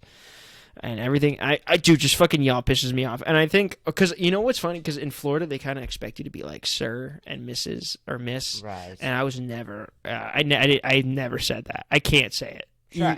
I hate, like, you guys are from the north. Did you ever say, like, you didn't say sir? No. Or miss or Mrs. Not unless I'm working like a shitty customer service job. No, not even your job. That's different. Like you're work like to a teacher or like to a coach or like to something like that. No. Like I would never. Absolutely. Like it's not disrespectful to me to not say that. But like, sir, dude, come on, yes, sir. I'm not saying that. Like, get out of here. I'm saying Mrs. in your last name. Or coach last Yeah, name. like teacher with Mrs. is a little different. Oh no, it's Miss, Sir, and Miss. Like, excuse me, Miss. Like I would say, excuse me. Yeah, right. Excuse me. Excuse me, you forgot something. You fucking idiot. I don't know. Look at this paper, bitch. Yeah. What are you doing? But no, I'm not very southern. Not very southern. I think I tried fishing for about a couple months, and I was like, this is fucking... It's just like, wait, you catch the fish, you gotta take it off. The hard work was catching the fish. The harder work is fucking taking it off. And it's dirty. It's like, I don't know. I'm not a big dirt... Touching a fish is really gross. It's a little... Putting the worm on the hook, and you gotta... Yeah, I didn't really use live bait. Live bait is gross. Like, my friend's into deep sea fishing, but like, I was never into that. I was not doing that. Are your roommates into... No, but they would. They would. See, they're the type of people that'll just do anything. Like, anything that they think sounds fun. But, like, they think everything sounds fun. Like, I went to a silent fucking disco with these people. Silent and disco? They told me silent disco, and I said, that's not going to be fun. Obviously. And then we go there, and they had a blast. So of course I got to be like, yeah, that was fucking awesome. But it's where you wear headphones. You wear headphones like this and listen to music and then dance to it. The other people listen to the same music, but just they're wearing headphones. It's like being at the gym, but like very confusing. I don't know, dude. I hated it. I did not like it. But people like that shit. People like dancing. I'm not a dancer. That's the thing. What the hell is that, though? You're gonna put on speakers? Well, everyone's listening to the same music. Yeah, like there's just have a speaker. What they do is they have like 3 DJs, and then the 3 DJs are tuned into 3 different channels, and you can listen to whichever DJ you want. Oh. Yeah, but it's some stupid bullshit, dude. Don't get into it. We should do that with open mic. No, that makes no sense. No. Hold on. No, that makes no sense. Hear me out. You got 3 different comedians going on at once. Yeah, but they all go into a microphone, and you gotta wear headphones to listen to the comic at different times. Yeah, but no, that's the worst. That'd be so terrible. No, because then, well, at least if one of you is doing good, the others will think they're like, oh, I'm doing pretty good. That'd be nice, dude. It's a fucking team effort. That's fun. That's someone next to you is murdering and bombing. And you think that they're laughing Wait, oh, you like that abortion one? I wasn't sure. But nah, dude, fucking silent disco is not the wave. But my friends were into that shit. Like, we would go to that shit all the time. It's just not me, man. Dancing. Do you guys like dancing? No. I don't know. I'm white. I'm a white person. Yeah, dude. See, we're white people. See, the thing is that the people that go to University of Florida, this is not true. But the people that I was friends with are all But from... it is true while you're talking. Yeah. Are all from Miami. And, like, they all are Hispanic. Like, I have more Hispanic friends than white friends right now, and it's weird because I grew up straight whites, baby, straight whites, baby, and then the odd black. No, but like, no, there was a mix of black and white when I was growing up, and then Hispanics are introduced, and it's like, oh, now we're dancing. Now, and it's not, yeah, it's now we're dancing. It's not like the Dougie. It's like now we're fucking congoing and salsa and fucking. It's just ridiculous. You can dance. You just choose not. Oh, they all can dance. No, I can dance. They all can dance. They all can dance. Why can't they dance? Because why can't choose you not dance? to? I've been surrounded by white people too much to not dance. I just I've kind of acquired you guys. I'm like more. It's got the sickness. I used to have a joke about being white and being sick, but I forget what it is. Yeah, dude, you could dance for sure. Oh yeah, for sure. For sure. Bust down? Let it out, but I could. Maybe that's why you're really good at lightsaber dueling. Oh, you're good at lightsaber dueling? You guys do that? Oh. No, we just got it. We just got it. My girlfriend, she got it as a Christmas present. We can't stop. With the lightsabers, I had to put it away in the closet and hide it from us because it was getting too much of a distraction. 15-hour shift of work. 15 hour? Oh, I thought you were going to say 15-hour shift of fucking Star Wars dueling. That'd be fucking lit. That'd be lit. What do you think we do before an open? Just get sweaty. We're thinking about if we go on stage. Yeah, oh, yeah, go ahead. I'm sorry, I'm addicted, dude. No, you're good, bro. I am also. Let's talk about that afterwards, after what I'm about to say. But we were thinking about, why don't we just do a Star Wars duel on stage? Like, that's the bit. Like, for a 5-minute bit. One guy in Gainesville went up there and did like oh God, you're not. I was joking. No. He didn't do Star Wars. That would have been a little bit more crazy.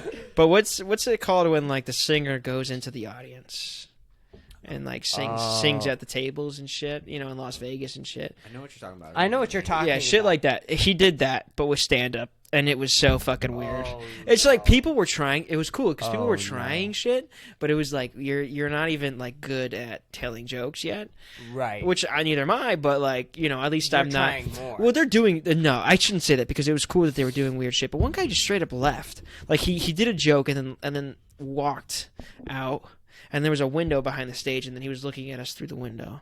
And it's kind of like, okay, yeah, that's kind of funny. But do something else. But those people, you need those people because they challenge the way it's done. And it's fun. Sure. But those keys, I don't think they're fucking gonna be any challenging anything substantial. I get what you're saying. Yeah. I forget which comic did it, but one of the funniest things I heard that was always like, I don't know how to say it. I guess what you're trying to say, change how it's done or whatever. Yeah, like Steve Martin. Sure. Did it. Who's doing it now? But when this comic, he went on stage and would try to not talk. Yeah, who's doing it now though? Oh yeah. He would try to not talk for as long as he could. Whoa. So he would go like some fucking Andy. The movie. Yeah, the Jim Carrey movie, but he was on SNL the very first cast. And Taxi. Andy. Dude, this is so embarrassing because I got deep into him too because he was one of my favorites for a little while. But he would do this thing. He would do this thing where he would go on stage and then like nobody would laugh. And like he would do this. He would kind of do a karaoke kind of thing where like a song would play. Yep. And you know how people do the tequila song now? It would be kind of like that, but with like a song that was like a national anthem, and he would sing like one part of the national anthem, and it was hilarious. It was funny. It was funny if you were in on the joke. Yep. And like the audience was never in on the joke. Wait, hold on. Andy, the guy he played a different person, but he didn't tell anyone that he played a different person. Dude, yeah, and he had the idea of before he got because he got colon cancer. Yeah, That's how he died yeah. And before he got colon cancer, he had the idea of the best joke of all time would be if he killed himself on stage. Yeah, that was one of no, his yeah. ideas. And people would say like when he died, or like when he said he had cancer, we were like, we don't know if we believe him, right? Which is so weird. That's so fucked. That's strange. It's like we can't believe you because you joke about all this shit so much. Everything. And it's like he's never a real person. He's always on. Okay, what I was gonna say about the not talking is not. It's Andy something. Yeah, it's Andy. I want to say Andy Griffith. No. Yeah, it's. I'm looking it up because I'm getting mad. I can look it up, but I don't really want to. I know what to look up. I forget what it was, but yeah, the whole no talking. I always wanted to try that. Is go on stage and trying not to talk as long as I Andy can. Kaufman. Yeah. Andy Kaufman. Jesus Christ, that was so annoying. Christ. And then you do this thing with the bongos, like that reinvented. That inspired Jerry, because Jerry Seinfeld talks about it, because I read his book too, and he's like, yeah, we were fucking on. I think he lived in Long Island, and he was like, we're on Long Island. We heard this guy in Manhattan that's just playing bongos, that's making people laugh, and we're like, well, we gotta go fucking see that shit. And then he wanted to do it because of that, which is fucking cool as shit. There was somebody I forget. Not that. I know Andy Kaufman did this, but I forget which book he did it. I think it was some Shakespeare book. I think it was Romeo and Juliet, but I can't be too sure. One of the famous things Andy Kaufman did is he would go up on stage and just read Romeo and Juliet or some Shakespeare book. And the audience would get so mad at him because he wouldn't do any stand-up. Yeah. He would just read Romeo and Juliet or some shitty book. Oh, who's doing that now? The weird shit. Bo Burnham. He's doing it. That's who's doing it. Is the weird inventive shit. Yeah, for sure. Other than that, I can't think of anybody. It's hard to do the weird inventive shit. Oh, it's the hardest thing. Who's that one guy who's really good with the puppets? Oh, fucking. Yeah, you know who I'm talking Jeff. about. Oh, yep. With the puppet. Yeah. Kill you, Dunham. Jeff Dunham. Yes, I think that's his name. Yeah, but people were like, when people discovered that you could see his mouth moving, that hurt his career so bad that it's so funny. And now it's just like no one cares. And I think he's getting bigger now, like in the recent years. Well, but like he was huge. And then people were like, wait, I see his mouth. Well, yeah, duh. Where's the voice coming from? I know, exactly. And like, he's not. I mean, he is a puppeteer, but he's a stand-up first. Sure. So like, it's not like he's totally going for ventriloquism. He's going for stand-up and making it funny. So it shouldn't matter. But people just saw his voice move a little bit, and they're like, fucking this guy's a hack. We see your lips. You know who did really well on stage was Seth MacFarlane, and he basically just did all the voices from Family Guy. Oh, for his SNL. For SNL. Oh, really? And it was so SNL funny. monologue, not audition? No, it was a monologue. Okay. See, I think people like a lot of things I see is like people who are famous and then do stand-up, which I think he would be an exception because he's a hilarious yeah. But people who get famous and then they start doing stand up, I feel, or like people I've seen say that like that's just like it gives you an adulterated sense of how you were doing, like because people are gonna laugh because you're already famous, people like you, people know who you are, so like you're just gonna say stupid shit and it's like people will laugh because like they like you already. Yes. But that wasn't true for Jim Carrey. There are always those odd exceptions where I don't. Well, Jim Carrey started doing stand-up. He started doing stand-up, but when he stopped doing it, when he stopped doing impressions, then people stopped laughing. Okay. And there are famous stories of Jim Carrey bombing, like ridiculously bombing, for his first couple times of really trying to not do impressions, where he would just kind of do what we all kind of do, is just tell jokes and have premises, and then. But he struggled with that for a very long time. Yeah, I mean, it's just it's a different thing. I think it depends on where you're going, right? So if you go to the Vulcan Theater and you go in randomly, right, and you're someone famous like Seth MacFarlane or maybe Will Arnett. Will Arnett is because I think Will Arnett legitimately could be a stand-up comic if he wanted to, because he's fucking hilarious. And he's good acting. He could just do act outs and it would work. Right, right, exactly. There are those few people, because Andrew Schultz always talks about this. The best actors can't be funny sometimes. It's rare because you can act out on any emotion. You can't act being funny. Yeah. You're funny or you're not funny. You are inherently born with something that is funny, and you can grow that, and it can be you make yourself more funny, but that doesn't necessarily mean that you can just be funny. Yeah, no. I think it's just a learned thing. It takes a long time, and that's the problem with like being famous before you start. It's like then you kind of don't learn. Sure. You kind of you think everything you say is funny, and obviously it's not. Right. So like I don't know. It's one of those things. And it's also like Will Arnett. He always works with the script, and Seth MacFarlane always works with the script. What happens when you are the only person writing that script? Yeah. Writers are important. They're very important, but also some of the best comics alive, like Chris Rock, Kevin Hart, they all use writers. They all use writers. But it's because their shit's so big that, like, if they can't fail. Right.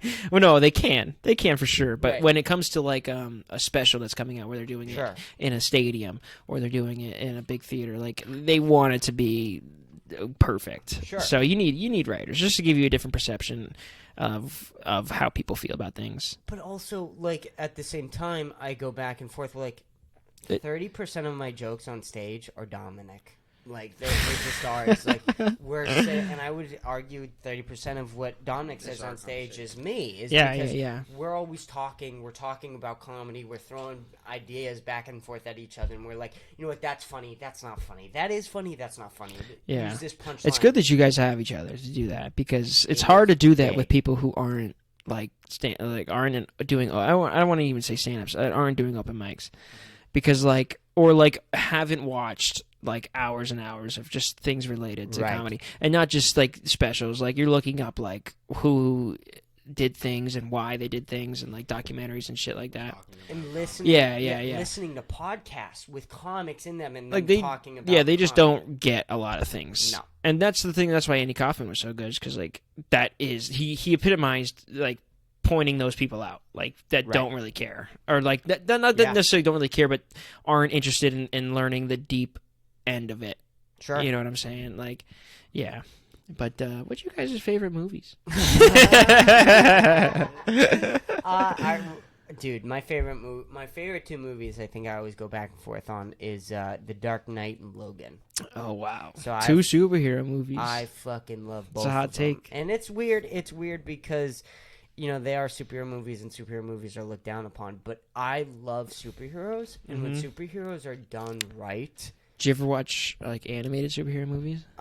So we watched the Under the Red Hood the other night. Yeah, we watched Dude, that see, that's what I'm talking about. See, Red Hood, that's my favorite character. Dude. The way that I know the Bat Family is disgusting. Is disgusting. Variant comics, I know. Yeah. Like, fucking, nobody should even know who Tim Drake is. Like, honestly. Like, he's the fucking worst one, but... You gotta know. I think I'm like. Yeah, Jason Todd, dude, that's my favorite. Fucking the little edge to him reminds me of Deadpool. I like Deadpool. Yep.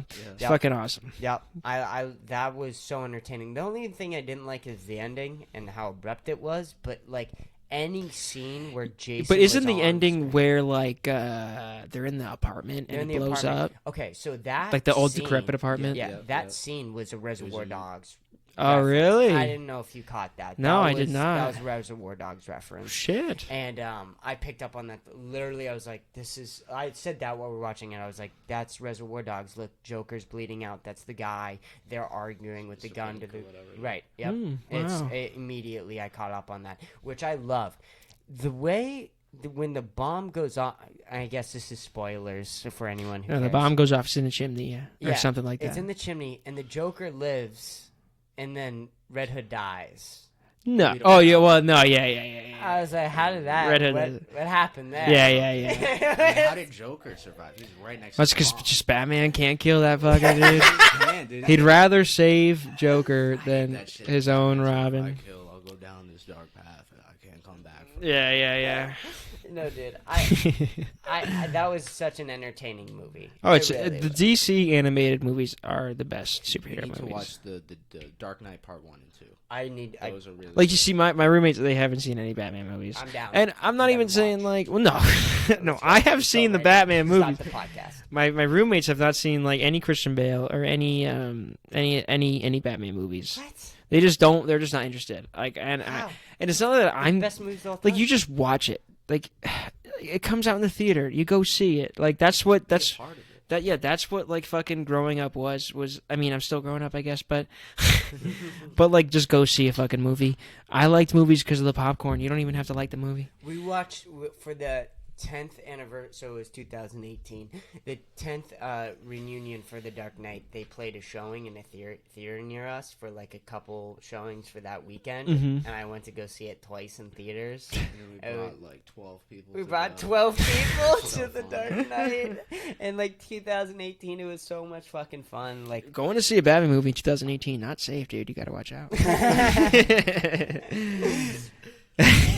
That was fucked up. But what are your favorite movies? Wait, I want to hear your answer first. Lego Movie and the Lego Fuck you, dude. Probably, I've seen Superbad a million times. I like. All right. Fucking a more serious movie. Yeah, like I know I like the idea of a movie that's your favorite. That's just because it's your favorite. But I also like to hear like one that's kind of like obscure, but also like not arty, but like not. I think The Truman Show is goofy. Really good. The Truman Show, that's a good movie. I remember haven't seen that one, but there's something else I just can't think of it at the moment.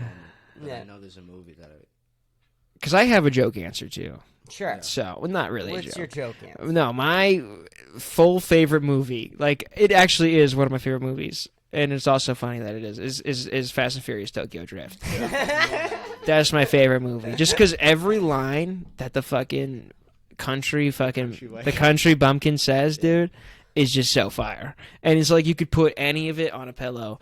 Like you could put any fucking anything he says, you could put it on a throw pillow and just be happy, dude. Our coworker just got really into Fast and Furious and binge watched all the movies in like a day. Yeah, really? Yeah. He's been watching Jesus Christ. He watched them at work. Like he was working. No shit. No, not you, Dom. This is Dom. It was so fucking funny, dog. And he watched Tokyo Drift? He watched Tokyo Drift. Is that his favorite? No, he said he likes 7. 7? That's too high, dude. It's way too high. The first one? The first one's good. The second one's good. I think the one in Brazil, the 5. This is too much of a commitment. Good. Yeah. I've stayed away from Fast and Furious. I'm telling you, dude. Just the great thing about Tokyo Drift is it's not related to the other ones. Okay. It's on its own except for one character who you do need to know, and it is very sad. But there's one character that you need to know, and you don't really. Cause fuck it, dude. Just fucking. Just fucking Tokyo. watch it. It doesn't matter if you know who he is. It's still sad when everything happens. Fucking. No, Dom's not in the movie until the very end. He's like the end credit scene, but no, it's the Asian guy. Oh, yeah. Han. Okay. Han is my favorite Fast and Furious character. I think his name's Han. Okay. No, I think it is Han. Yeah. He's my favorite, and then that movie makes him even better because I think he's in the first or second, or he might be in both. And then he appears in the later ones. It's like, what the fuck? So you wouldn't get that if you haven't seen the fucking movie. Do you care if we spoil? No, go ahead, spoil. Back from the dead. Yeah, he comes back from the dead. Oh shit! He blows up. He blows up, and then he's just fucking alive. It doesn't make sense at all, but whatever. I got to see Kev's reaction while he was watching that. Oh really? What? It's so sad. It's probably the saddest on-screen death I think I've ever seen. Damn. Did you? Oh shit! What was I? Oh yeah. Did you see The Boys at all? I watched the first season. The first season. Yeah. Did you watch season 2 or 3? I didn't watch season 2 or 3. I was like, this is getting too. They're just going for it too. They're going for the these are obviously villains. Like trajectory. Right. Sure. And it got way better. Like I see clips of it, and I'm like, I should have just kept watching because it's a good show. Season 3, they just like. They figured it out. After the first episode where the guy runs into the girl and she blows up, I'm like, well, this is going to be a good show. Yeah. And then it kind of turns into something crazy. I think I've seen season 2 actually also. Right. But when they have the baby. Yes. What season's that? The baby? That's season 2. Then I watched season 2. I think you watched season 2. Yeah. See, the season 2, I think season 2 is worse than season 1 plot-wise. But, like, some of the scenes in Season 2, like, the Deep showing up when they're on that cruise ship, that was so fucking crazy. At the Deep, I'm at the point where he's turning. He's turning into good guy. Yeah, sort of. Yeah. But he still likes to fuck fish too much. So okay, well, Kanye, Kim, they all fuck fish here. It's fine. Do we have a problem with fucking fish? Really? What is wrong with it?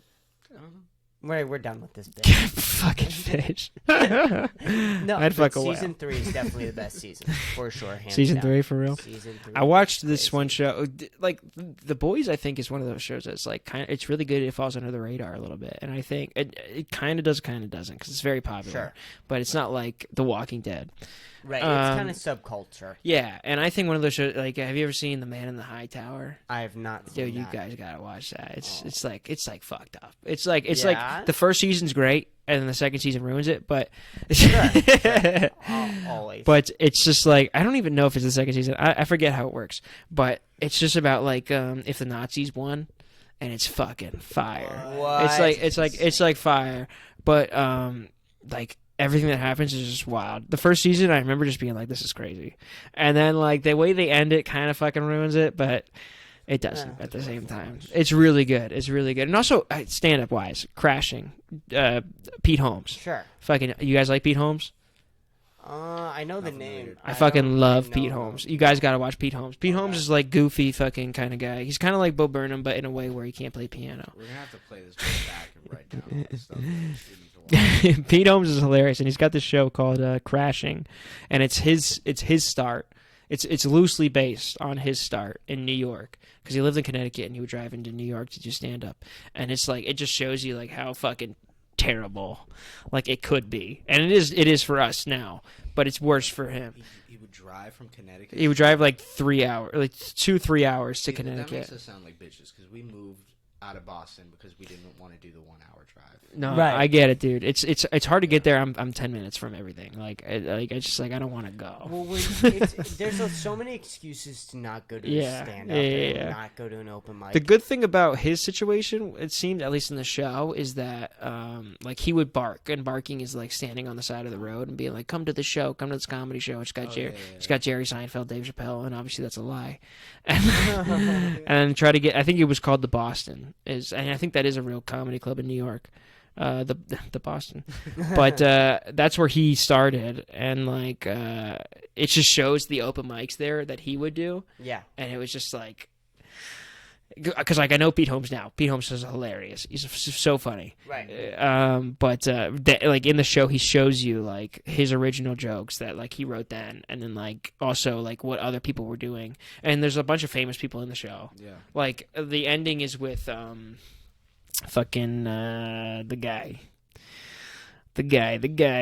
New York, the comeback kid. Oh, John Mulaney? John Mulaney. John Mulaney. The ending has John Mulaney in it, and it's a really good fucking episode. Huh. Yeah. Okay. It's a really good show. You guys would really like it, especially just on the comedy All right, I gotta standpoint. ask, before we wrap this up, we gotta have this going. Did you watch Better Call Saul? No, I didn't. But you know what's I do. It's so fucking good. I know it's man. good. I know it's good. But the same thing happened to me with It's a commitment. The same thing happened to me with no, it's not just the commitment with Breaking Bad. Is that the way that it was shot is very dull and very desert and very boring Now, did you and not colorful. And I like colors. the way Had a little color inside. Better Call Saul is a way more colorful. I would Saul imagine. is like the most colorful. Yeah. Breaking Bad. Well, did you ever watch? Speaking of Bob Odenkirk, I just read his book actually. Oh, did you? Oh, shit, yeah, I read these people's books just to be like, how did the fuck they do it? How you read his book? You didn't even see like the shit he. I know, That's dude. I know. crazy. Well, no, I've seen Mr. Show. You Like, see- Mr. Show. Yeah. Tobias from Arrested.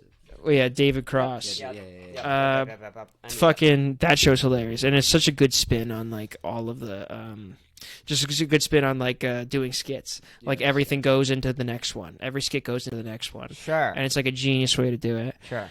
And fucking, I like Bob Odenkirk. I like Bob Odenkirk a lot. Did I watch Nobody? That's that you? movie. I don't think I did. Dude, nobody is better than John Wick. I don't know if you saw John Wick.